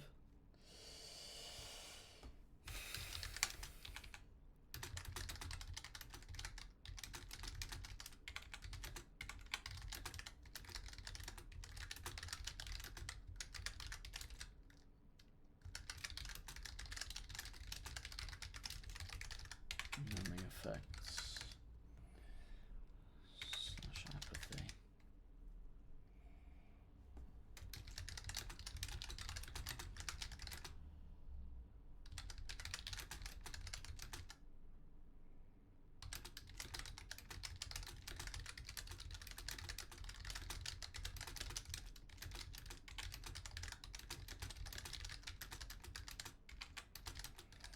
Just want to go to bed and go sleep.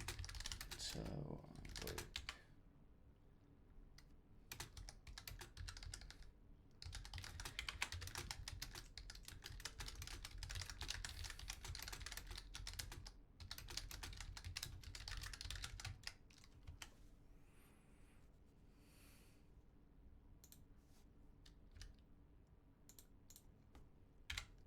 Yeah. Right. I'll have to do for this session because I've got to head off. I've actually got quite a few more notes to go through. It's going to take a while to sort out, but we'll get there. But yeah, I'll see you in the next clip.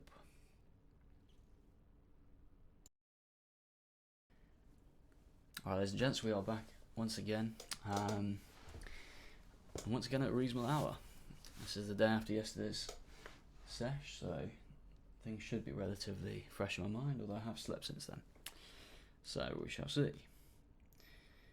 I also felt quite awakened with it earlier, and then I went for a run and I feel bloody knackered now, so who knew running made you tired?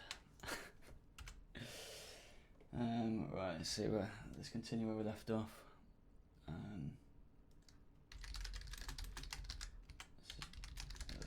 Physical. Get this done, shall we? The fluctuation of excitement and disappointment. Ooh.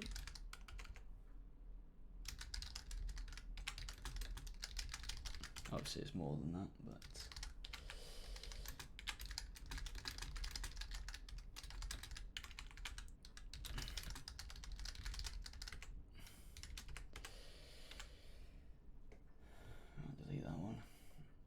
Nice and quick, that one.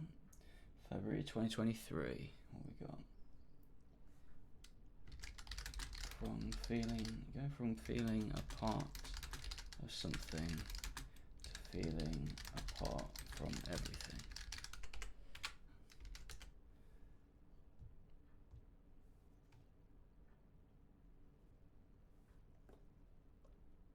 Again, a nice quick one. March 2023. Yeah, I think I've already mentioned this, but at some point we'll refine and get rid of a load of this stuff. Any duplicates? Hope everyone else has awesome lives, but I wasn't. So you're talking in past tense here, so I must have felt not too bad when writing this. But I wasn't bothered about being a part of it, because I wasn't even bothered about being a part of my own. Feel like I was living. Anyway, I've started that last sentence. How many layers can you fall back through before deciding worth living, of wanting to want? I think I would mention that as well. I'll have to rewatch these clips and see, and if not, I'll tag it at the end. Wanting to want and wanting to want. Did I delete that? Yeah, I did. Again, March 2023. Main thoughts after me sometimes. Feel like my brain's been numbed without the coldness.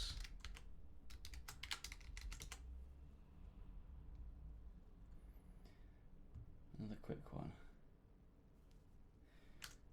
This one looks like it's to try and help. Try 3 things.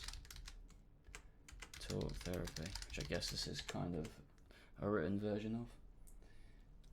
Telling a part of myself to fuck off. Negative self-talk. But yeah, why not? And just do it. Unless I really don't feel up to doing something. Well, that's helpful. I mean, yeah. That was 2 days after the previous one. This is April 2023. I think it's a bit longer. Don't want to live or die, so this is talking in the present tense, so I'd rather have not existed. Good memories so long ago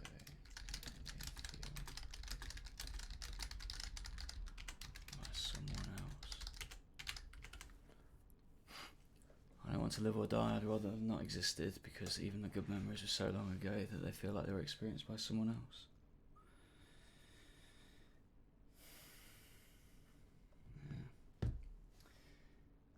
Within the same thing, but it's kind of a separate. It's in the same note, but separate anyway. Hard. So talking about stories again. Not only because of interest, enthusiasm. Oh yeah. Lack thereof. But also because of take more energy to recall, and it doesn't feel like reliving it as much. Almost feels someone else lived it.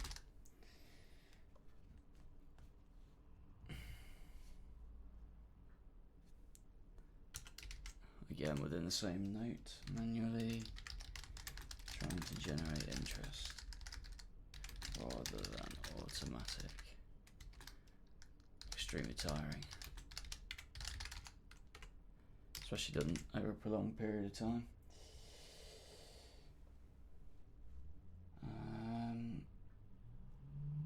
Was that this one?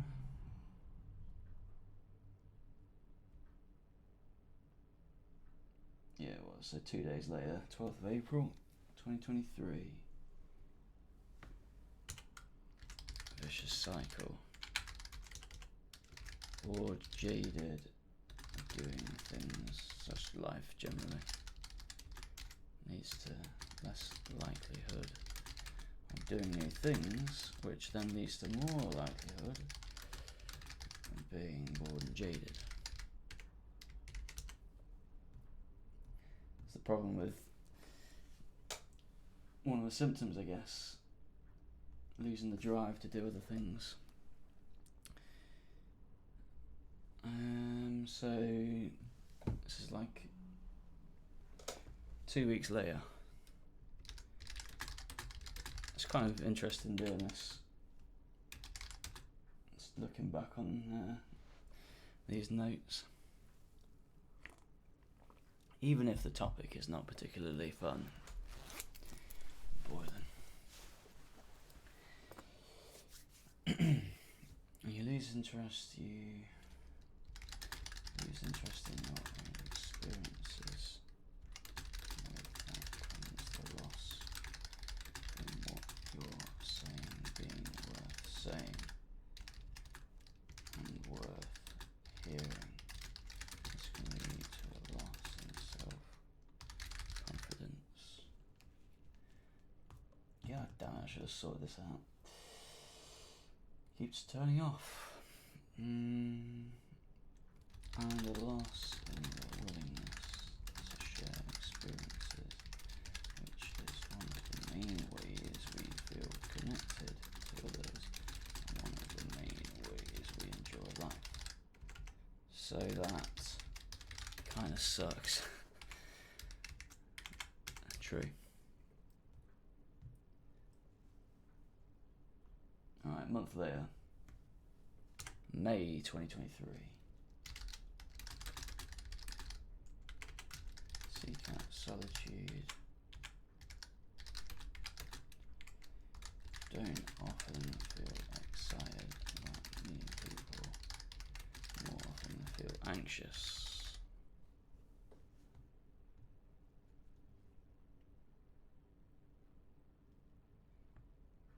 Three days later.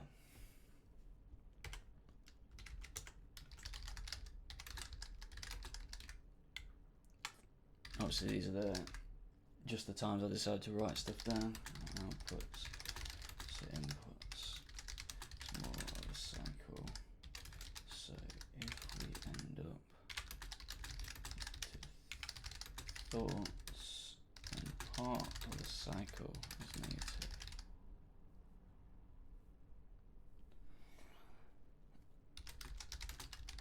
It's like I'm a chink in a wheel. And a well,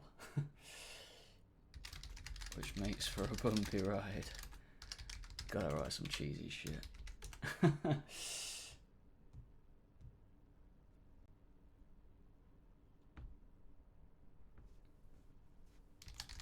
Post-uni depression, because yeah, I was absolutely fine. Well, I wouldn't say absolutely fine, but in terms of these symptoms, I was all good before the age of 23, 24 I think it was. So yeah. Potential for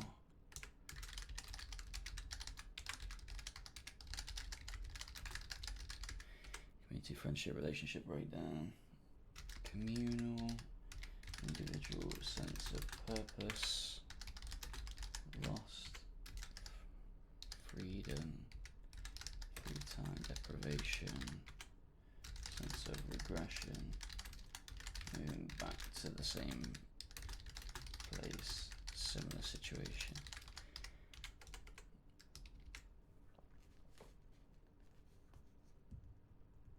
Yeah, because one of the good things about uni is it can be really good. You end up in the uni bubble. but then afterwards things can go pretty poorly. Of course they don't necessarily, but I think it's that transition that can be bad.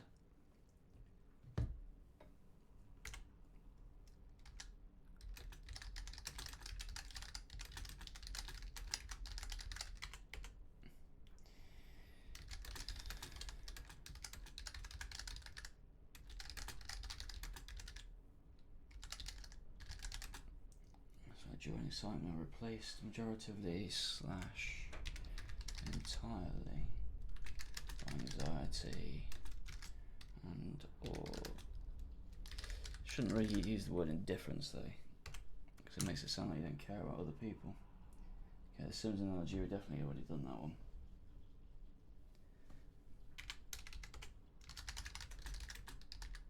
English language, depressed versus depression. I think I already mentioned that. Interesting to know whether in other languages it has the same issue. Oh, I'm writing something else after that. Depressed is where you want to do something, want to avoid doing something, and it doesn't go to plan. Can't happen. I think I've already written this, but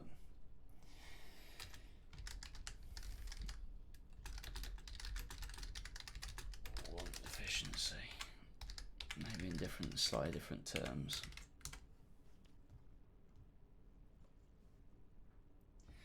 The thing about that is some people might be using the word depressed to refer to depression, whereas some people might be just using it for kind of a temporary or short-term problem. That's the problem with language, I guess. People use words, the same words, differently with different meanings or slightly different meanings.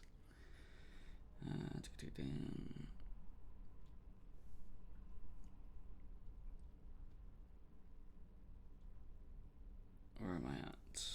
Yeah, that one. No, I pressed the wrong button. Depression.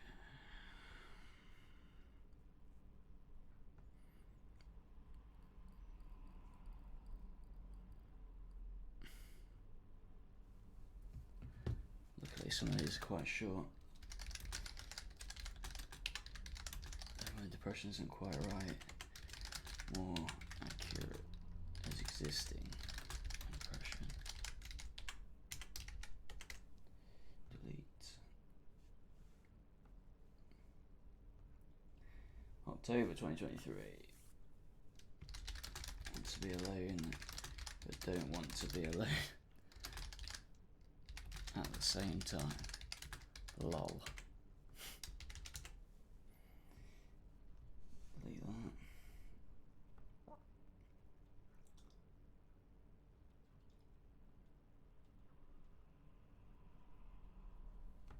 Okay, I'm pretty sure I mentioned this. In fact, I'm almost certain I have, but alright anyway. Depression, a condom for the mind. Lol. Thought after mind glove analogy. Explain this. Before saying the condom thing. I don't even know if I did do that. Dull sensation. Although I probably should mention it's not like physical sensation. Because I guess that could be quite confusing. Maybe not the best analogy, but quite funny. A lot of the time I feel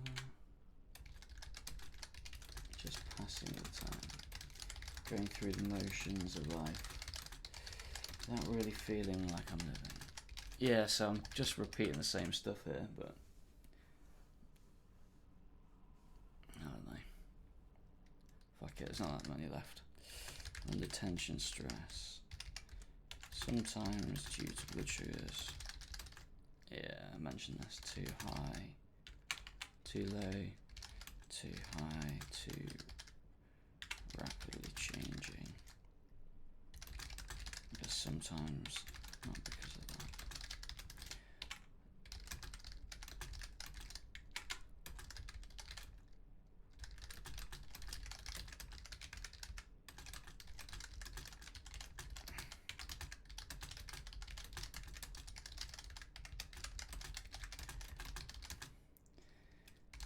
True.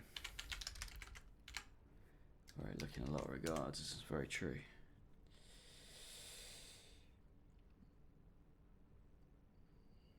That was November 2023.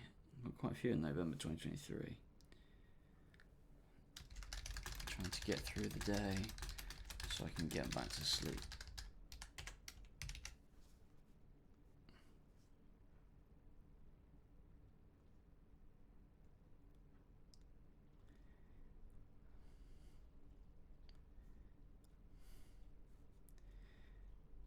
When I'm pressing delete, it's not deleting the bloody things. Or it is, but I have to back out of it. I'm just going to back out of it for a sec. Press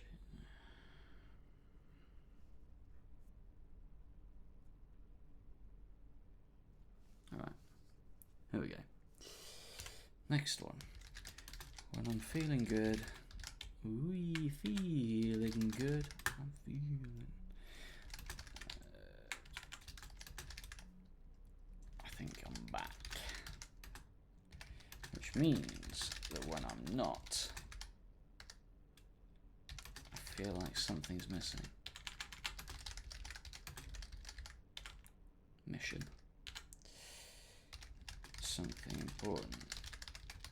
I put essence of me isn't there. Filtered out like an EQ. This is written in the same note, but I've separated it, so.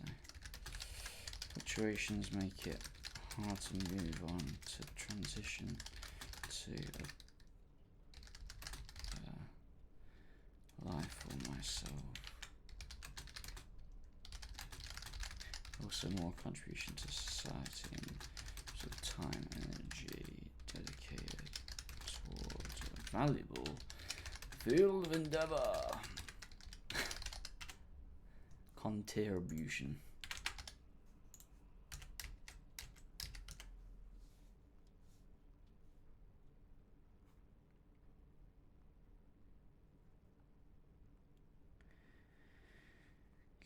So November 2023 again. Distant, disengaged, numb, disconnected. Going through the motions, waiting, stagnating. Sounds like I was trying to write a song or something. I don't think so. Just writing relevant words. Right. December 2023. Conscious compulsion towards negativity.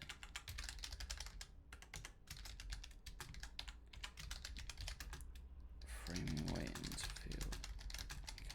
Living versus waiting to die. Symptoms. Ooh. Conscious. I've forgotten how to type. Goes to the latter first, and then I have to consciously reframe it as something more positive, though not totally positive, because positive would be that I feel like I'm living, and even more positive would be to feel like I'm living well. I completely messed that up.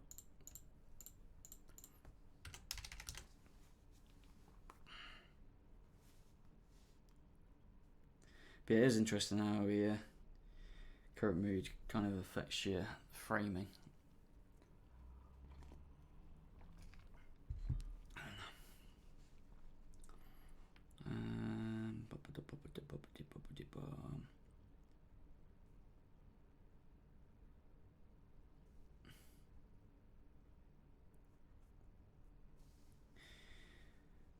How many more we got? got 1, 2, 3.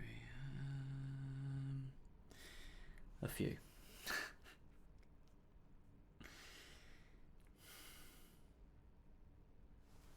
Alright, December. Focusing on spending time, so much time,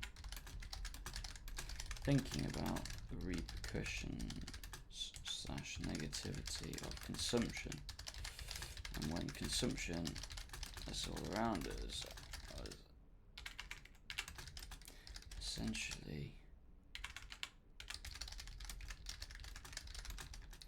bathing myself in negativity all the time. Salient / my perception was distorted towards negativity. I think thinking about these things is absolutely worth doing. Such important as it leads to, or at least facilitates, more mindful consumption. Text from mindless consumption, but be careful.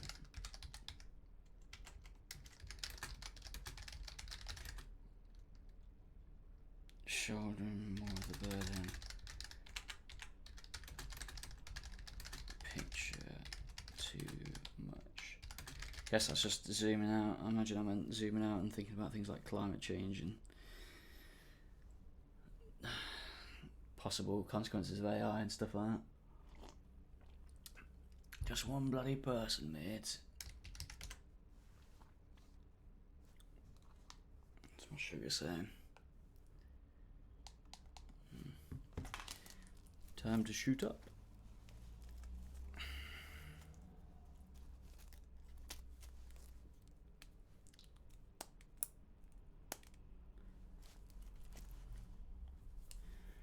Oh, bloody knackered.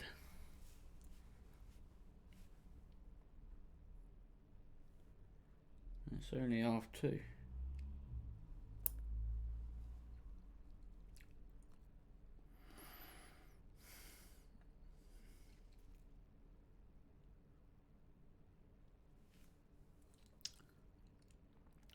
Let's get up and move around a bit soon.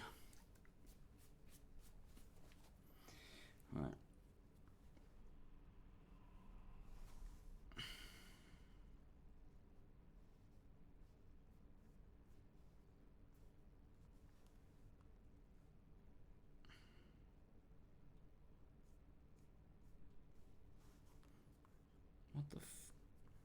What the? Thank you. No. Let me scroll. It's like fate doesn't want me to do this shit. My camera died after 5 years of working perfectly fine and just randomly died. So I had to get a new one to do this. And now, okay, here we go. So many little things that get in the way. It's extremely draining pretending everything is alright when it's not. Labeling depression gives it an identity, a state, a quality, gives it life, which is ironic considering the effects, gives it substance.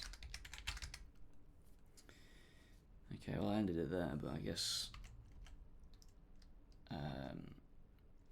really just a state of mind that's constantly in flux.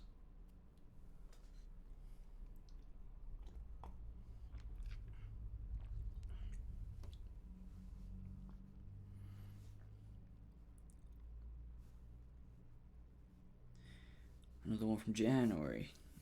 Wait, hang on, this is January. Yeah, January this year. Right. We're getting there, guys. We are getting there. Cause of loss.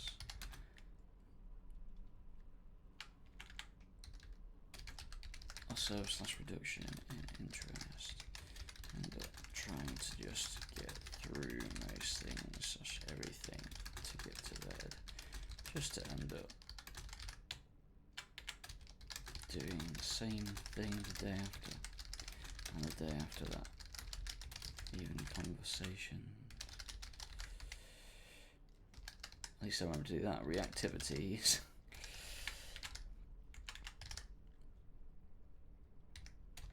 Again, just waiting and die. Active framing tended towards during worst periods. Yeah. Very aware. Waiting to hopefully feel like I'm living again. More positive framing. Why do I keep doing that?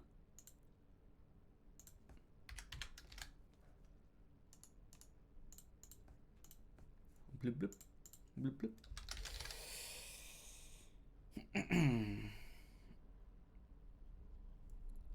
Tended towards during better times. Yeah. A lot of this I can just straight up delete because it's just the same thing.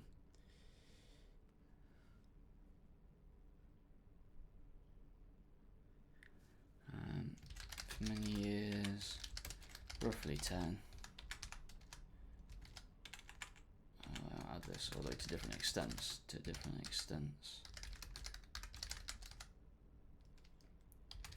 I was doing things because I didn't want to X.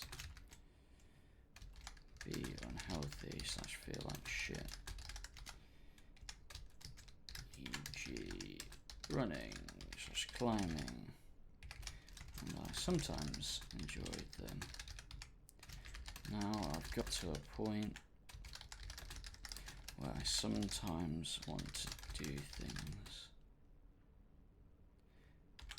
And very occasionally get excited, but at least enjoy them most of the time.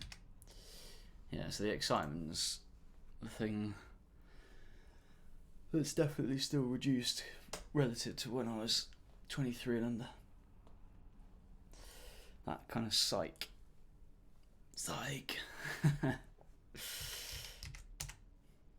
But yeah, on the flip side, at least I'm enjoying things a lot of the time now. Part of the same note, I take excitement and disappointment any day over relative indifference.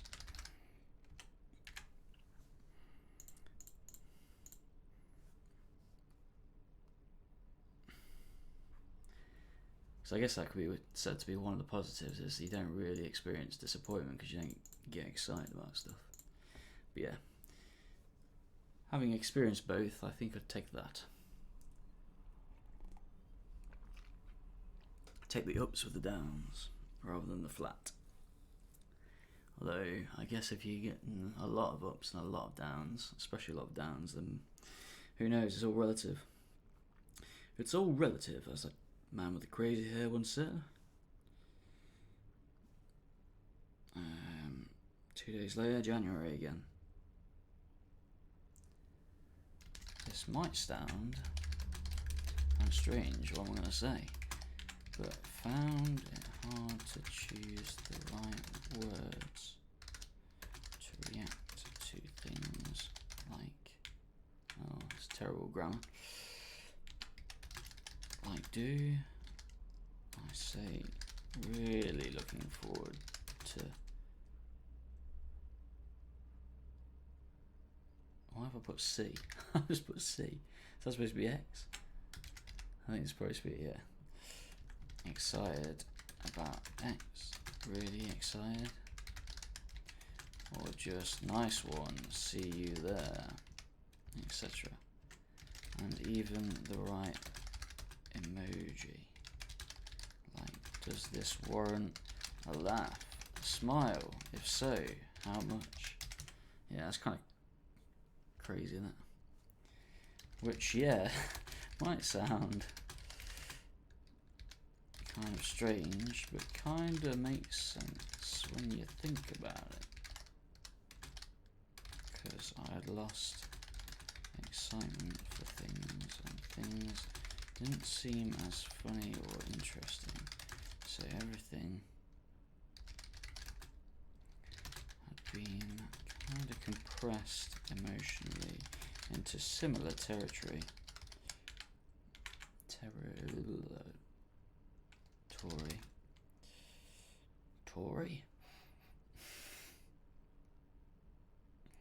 Territory. Terry the Tory. Right.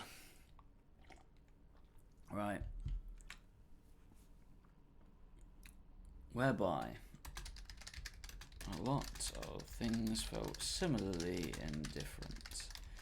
Just kind of meh. So yeah, that if that's an emoji, which it probably is actually.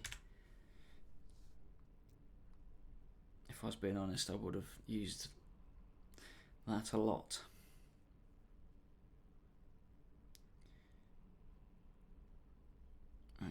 Okay, so that's that. Done that one. This one. It's like dying without dying. Pretty sure we're at that already. And last year's experience had around 10 years, but with pockets, but feeling okay. Last few years, the pockets have been longer, but even the okay for the majority of the time isn't amazing. Still mostly do things without excitement. I really want to do them. See, I'm feeling a bit better now, and I don't agree with this. Like, I do want to do certain things. So yeah, it all depends on how you're feeling in the moment. But obviously when I wrote this, I must have felt like it.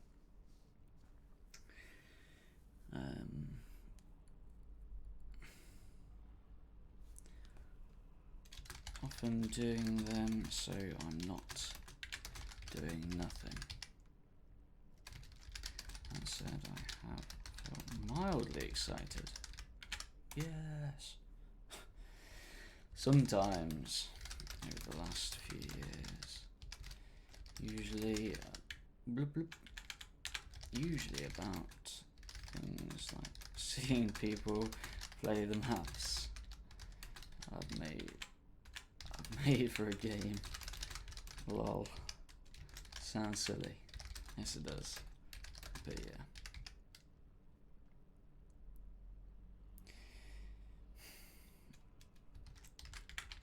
Don't get excited for holidays, anything like that. Though I do enjoy them for the most part when they're, so at least enjoyment's coming back somewhat sometimes. The last few years or so, yeah, so I wrote that in January. Mid-January this year.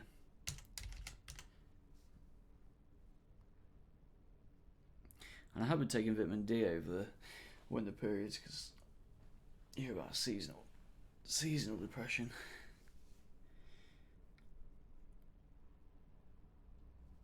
So it shouldn't be a lack of vitamin D. Right, what's this one? Apparently I favorited this one. Oh, it's this again. Once again. It's like a condom for the mind. Both in that it reduces sensitivity.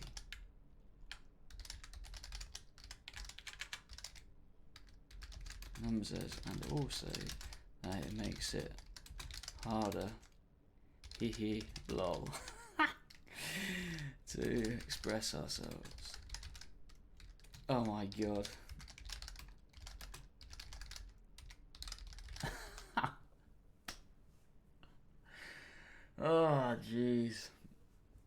Okay. Well, moving on swiftly. Same day, but a different note. Same day, different notes. It's like anti-addiction. There's contradictions in what I'm writing here. Contradictions, addictions, contradictions.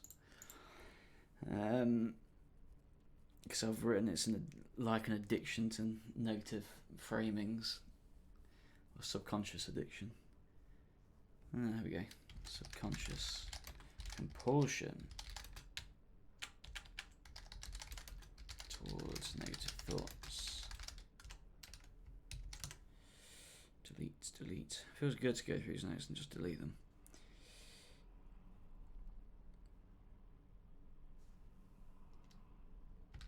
Rather than depression, current flow in my head / general system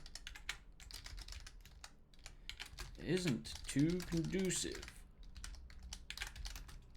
to enjoyment, excitement, energy, creativity, productivity. Though said flow fluctuates and isn't a fixed state. So that's kind of what I meant earlier when I put the state of mind that's constantly in flux. But yeah, state of mind makes it sound static state.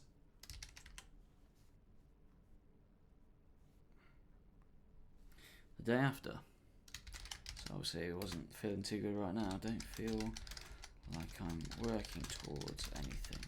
I feel stagnating. Just milling about, going through the motions. This phrase keeps popping up. Of life without actually living, just existing. Delete. Same day, different note. Kind of like future possibilities.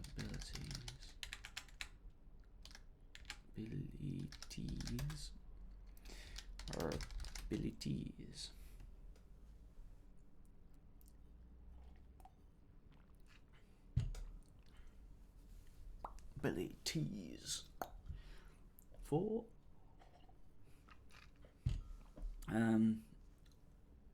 kind of like future possibilities are closed off. Where was I? You know they are there, and you can imagine doing X then Y to get to Z. No, I liked algebra so much. I used to bloody hate maths. That's funny. But it doesn't feel like that there. So yeah, there's a difference between knowing and feeling.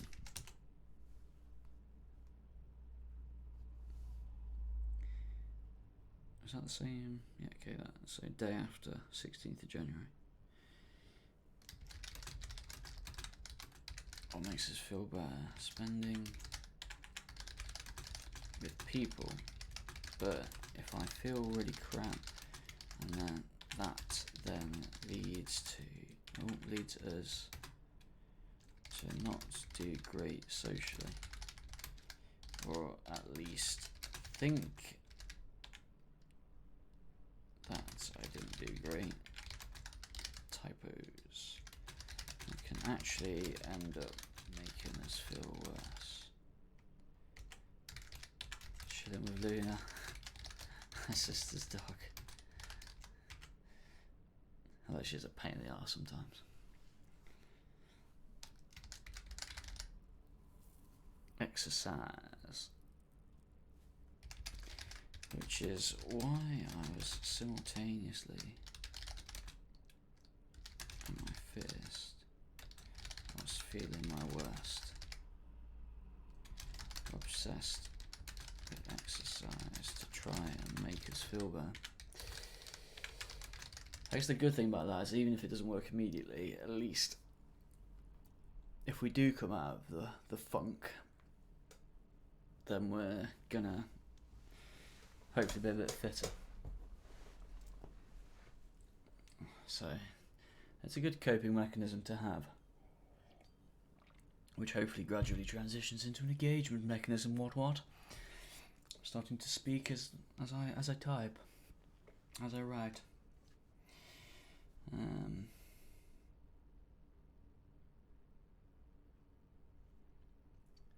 Makes us feel better. Let's put this somewhere I can actually bloody read it, alright? Oh, right, back into this. Which? I've lost it. Where is it? Which is why? No, I've already done that bit. Makes us feel better. Oh no, it was which. That's why I bugged it up. Which is another thing. Doing things for... Wait, hang on. Doing things... Keep writing the same bloody things. To feel better.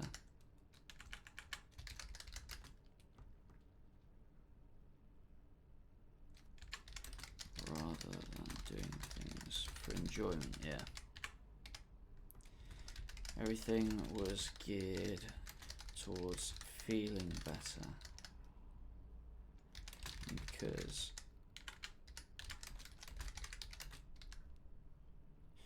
I didn't look forward to doing anything. I wasn't excited about anything. Doing anything. I wasn't doing anything because I wanted to do it. Yeah, it was all to make us try and feel better.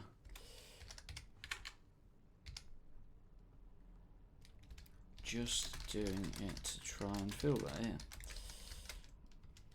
When I could get out of the malaise enough to do it. Malaise is an interesting word, isn't it? Malaise.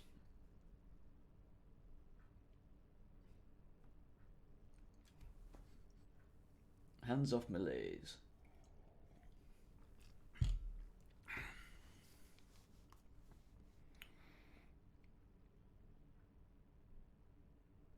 It's a brand of crisp, right?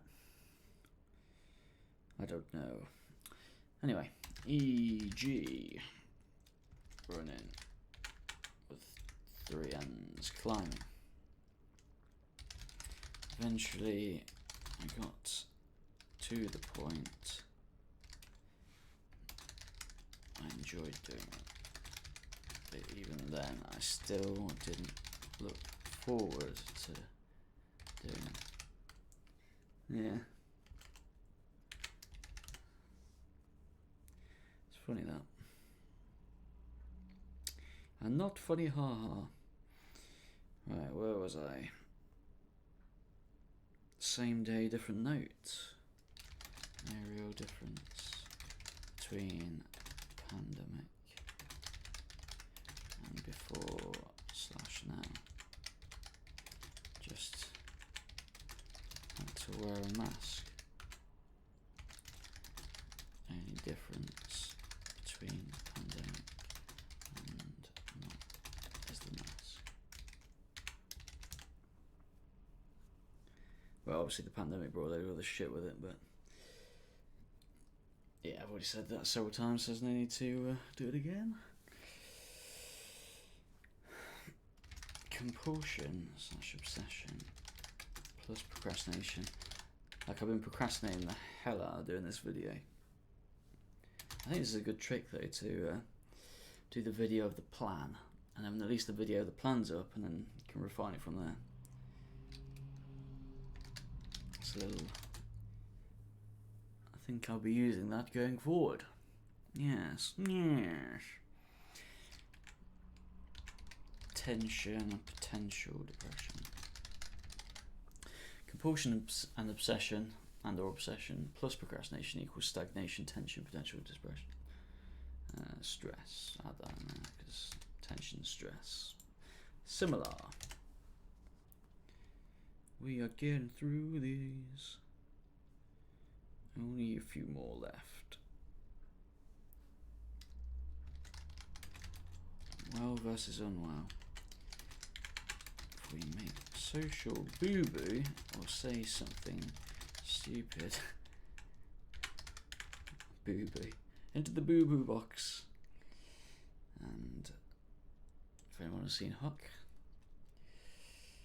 Kraken film. And we're, well, make a joke about it. Or play off it somehow. Make a witty remark. Or in my case, just a remark. True. And laugh about it. VS, when, I think this is quite important actually, we're unwell. Because we think there's something wrong with us. Such our brain. We go, oh shit. Fuck. Damn. What is wrong with me? And then probably in our heads rather than out loud. That'd be very odd if you just made a social boo-boo and then you say something stupid and then you're like, shit, fuck. What is wrong with me? And then because we don't play it off, the social boo-boo can become even more of a boo-boo. I really like the boo-boo because of the awkwardness or potential awkwardness that it can create. So, once again, another vicious cycle, which I'll add here. Oh, mother's home. Drop a save. I think that's good for this session. There's not too much left, and then yeah, that'll be the plan roughly finished. I don't know, I'll have to refine. So yeah, see you in the next clip.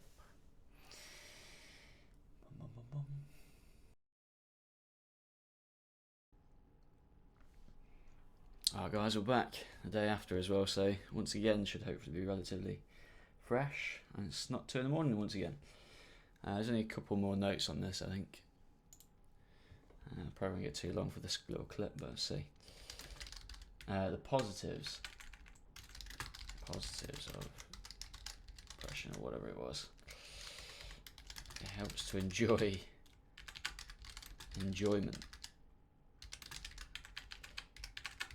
When you feel it. It helps to feel good about feeling, even if the feeling is generally considered negative. Because we've spent so long feeling numb. Ooh, an oxymoron, yeah, feeling numb. Yeah, interesting. But yeah, like obviously, even if it's like just upset, easy upset.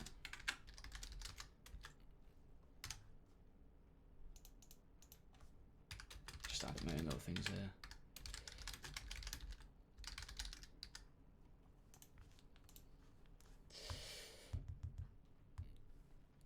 I'll have to call it in a sec anyway. So they've re-arrived. So delete that one.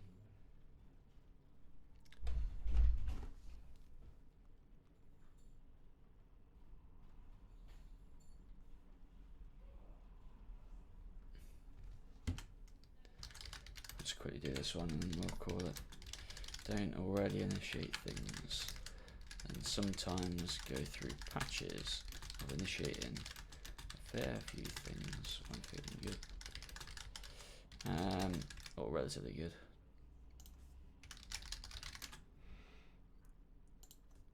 And then regretting it later because lose the interest, drive to follow through with plans and or get anxiety.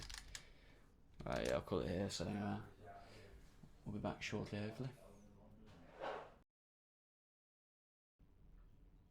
Alright, we're back. It's been a little while again.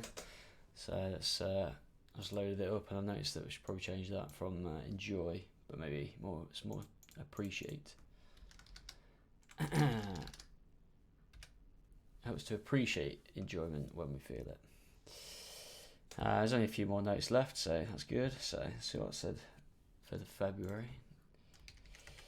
And then it's going to take a long time to collate these things, but we'll probably do that in a different video. I've already done that one. So that's good, that's one less note. Okay. So mid-February, thinking something's that is self-fulfilling. So all we need to do, is think. That's hard enough as it is. And believe that something is wrong with us, for something to be wrong with us, even if it's just the belief that is what's wrong. So there might not be anything else. Of course there might be. Thinking something's wrong with us can facilitate social gaffes. Because when we mess up, say something stupid, for example, which happens quite often, and something's wrong, we can end up thinking, oh shit, I can't believe I said that, or didn't have anything to say,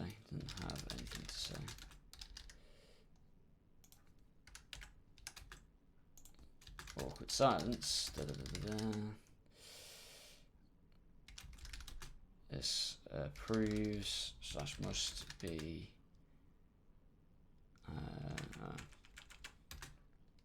proves something is wrong.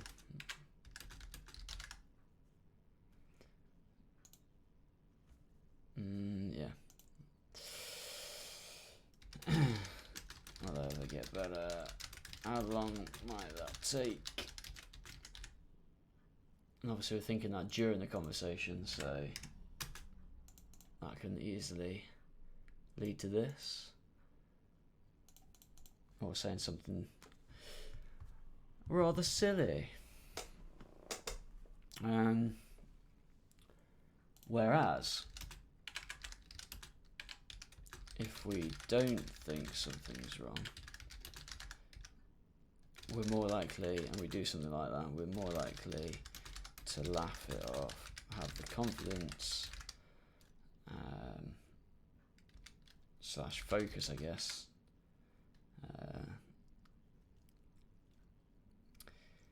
to play off the mistake, ultimately, blah, blah, blah, blah, blah,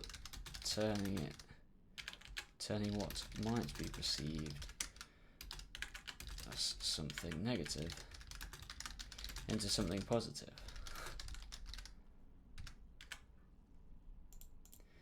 So yeah, if we're directing our energy towards thinking about the fact that we think something's wrong with us, then we're not directing our energy to thinking about creative ways to come back from said mistake. Yeah. Okay.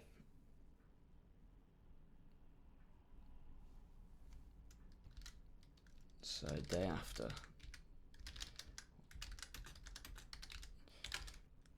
Good sign. Past tense. It permeates, affects everything, or at least a lot of things. Whoop. Autocorrect. Auto incorrect. Story. Should be fun. Can't spell stories apparently. Excited to tell. Enjoy having people along for the virtual ride. The highs and the lows of said story. Having a few laughs. Instead, mad anxiety. A lack of self-confidence. Not really interested myself, both in terms of the story content, but also in terms of telling it. Struggling to remember it, fighting to remember what happened whilst telling it, which is super tiring Tiredness also fueled by the anxiety. Memory problems probably fueled by a lack of interest / enthusiasm. I can't spell fueled as a double L. What the hell was that?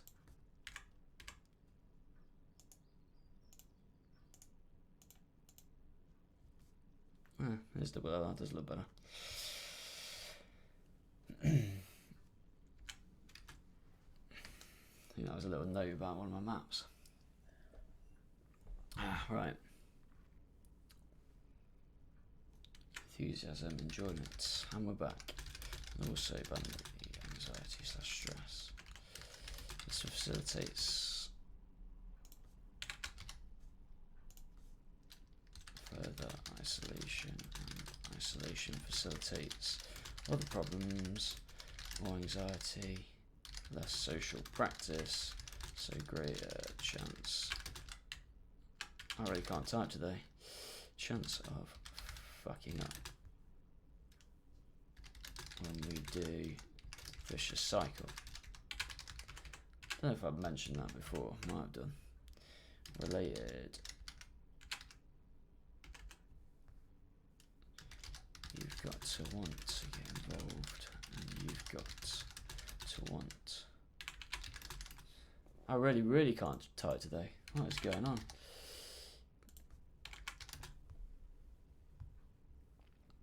Got to want to be creative in order to be creative, which includes having good conversations, not just typical things. When we see the word creative, painting, music, arts, etc. This was meant. Whatever this was. Yeah, that's a bit weird. Whatever this was meant I wasn't bothered about being involved or creative, though I wanted to want to be involved / creative. Lost the key ingredients to the art, as well as the things driving us to be enthusiastic, excited about hobbies, about the drive to have good combos, get involved.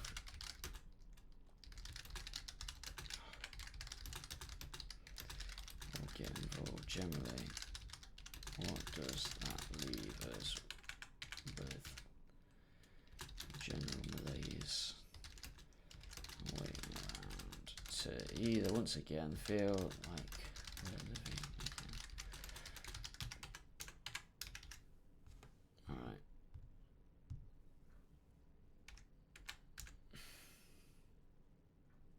#21st February. Need something positive to focus on unintentionally.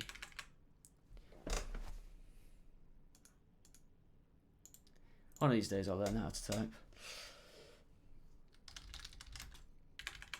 And that's not today, intentionally. Ended up focusing on loads of negative things. Climate change, consumption, especially consumption. Hyper focus on blood sugar control. Just negatives. Diabetes. Still need something more positive. Yoga, fitness streams, potential retraining for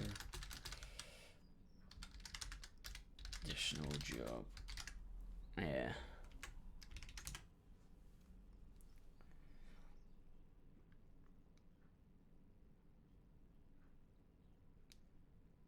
We're getting close, March. be harder to laugh at ourselves when we think there's something actually wrong. Pretentious. Seriously wrong. Being less likely. Unable to laugh at ourselves. Cause awkwardness in conversations. Which is pretty much the same note as before, but I guess this just goes to show how the same thoughts are repeatedly coming to mind, and then I'm just forgetting that I've already written them down. Which can then lead us to feeling. That just goes to show I probably need some other focus. I need a focus for my brain, or whatever is in my head. Which can then lead us to feeling worse. So it's a vicious cycle. Yeah, okay.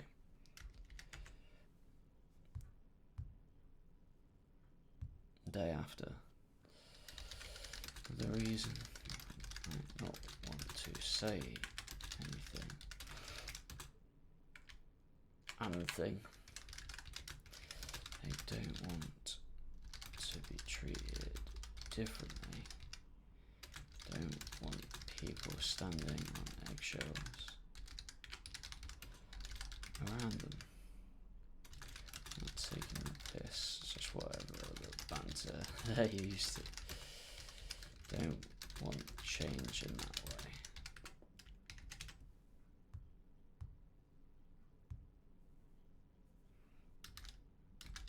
Can happen at any time in life, nearly regardless of circumstances.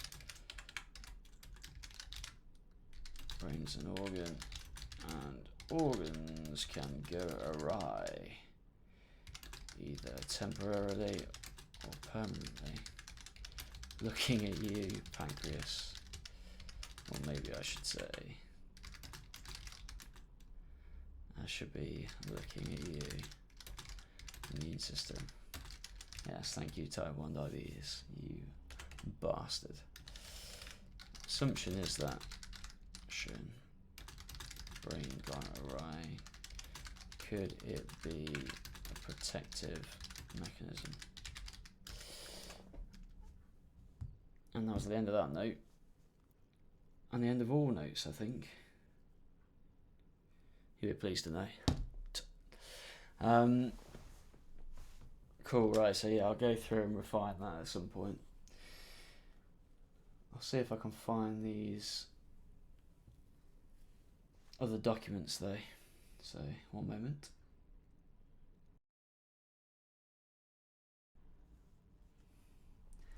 Right, I managed to find the graphs, so let's have a look. So I've not looked at these for quite some time. So, looks like we've got the age across the top. So for me, I felt well, for the most part, apart from the old diabetes, of course.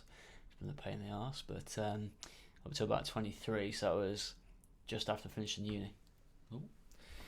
And then, yeah, gradually became, or fairly rapidly actually became unwell after uni. Maybe it is a loss of, just a loss of focus, or the wrong, not a loss of focus necessarily, but a redirection of the focus to the wrong things. Obviously not just that, but that could be one of the things. But yeah, from 23 to 27 was like the worst of the symptoms, and then since then it's been like the recovery process, which sometimes feels like a recovered part of the process, and then other times maybe not. But yeah, these are kind of the graphs. This looks really dodgy, but it's just a rough, kind of rough thing, but hopefully gives more of an idea. So this is over time, nothing to high, interest, energy, excitement, etc. Like all the positive things, basically. So when we're well, obviously things do fluctuate a little bit, but it's fairly stable. When we're unwell, obviously a lot lower. This bit should be more like the rest of it. I think it's more, I don't know, sometimes it feels flatline, sometimes it feels more turbulent, but at a lower level. So yeah, and then recovery process obviously somewhere in between, both in terms of where it is in terms of 0 to high and also low to high. and also in terms of stability versus turbulence. Turbulence is a weird word, isn't it? Turbulent.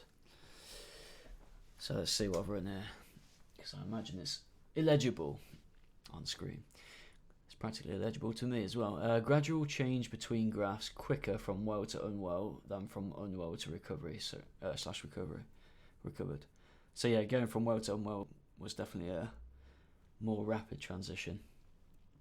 Note, during well, very occasionally had episodes of unwell, though not necessarily with all symptoms. Some definitely never appeared. Short circuit, complete loss of interest, etc. So the short circuit was the thing I mentioned before about the kind of zaps, where like the train of thought just completely vanished.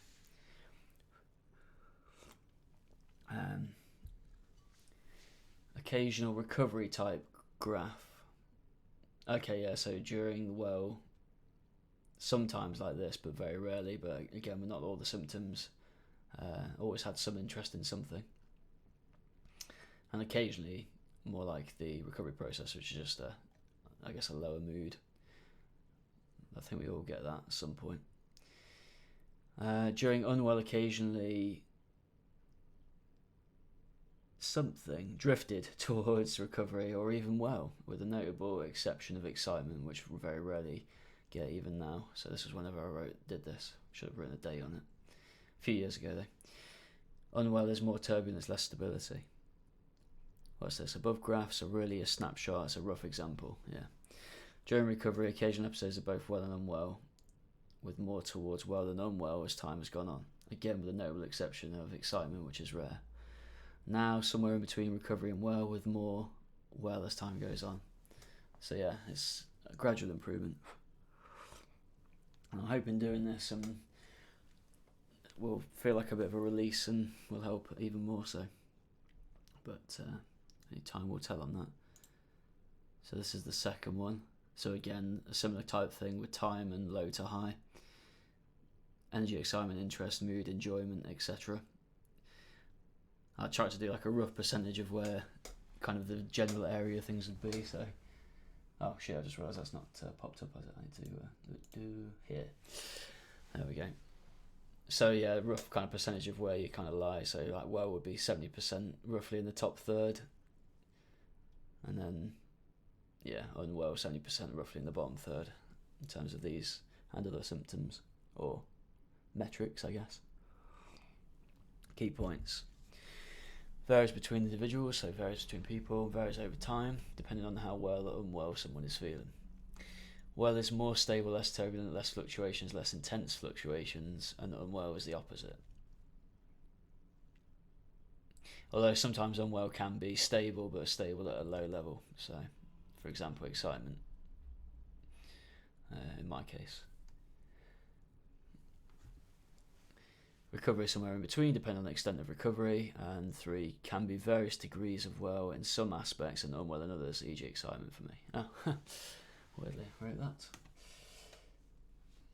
And last but not least, we've got this one. If I get rid of that one. Just the input-output machine with a little dude in the middle. See if I can find it on here so I can actually look at it properly. Here we go. So yeah, we've got the inputs and outputs, but then obviously, I must have done this quite a while ago. Yeah, I know, hang on, there we are. So we've got thoughts and feelings, etc. also function as inputs. So that's what I meant by they can be self-fulfilling. And obviously inputs, good quality air, food, all this other stuff. I should probably include like focus or salience. So where we focus our attention. But yeah, a little dude in the middle. Brilliant. Oh, right, well, hopefully that's been of some help. It's a bit higgledy-piggledy at the moment. As I say, I'm going to try and refine and do another video, which is hopefully much shorter, because I think this one's turned into quite a long one. And try and obviously definitely cut the repeated stuff and choose the kind of best, most easily understandably phrased, unlike that sentence. And then yeah, maybe refine the kind of, maybe do it like a picture kind of form or graph form, which should be easy to to kind of work out what's going on. But yeah, hopefully that's of use to some people. I guess at the very least gives in some insight and self-insight into how many times I've been thinking about the same shit over and over without realising. Which I guess is one of the symptoms. I need to direct my focus elsewhere. But yeah, I hope you have a great day, wherever you may be, and take care of yourself. Peace.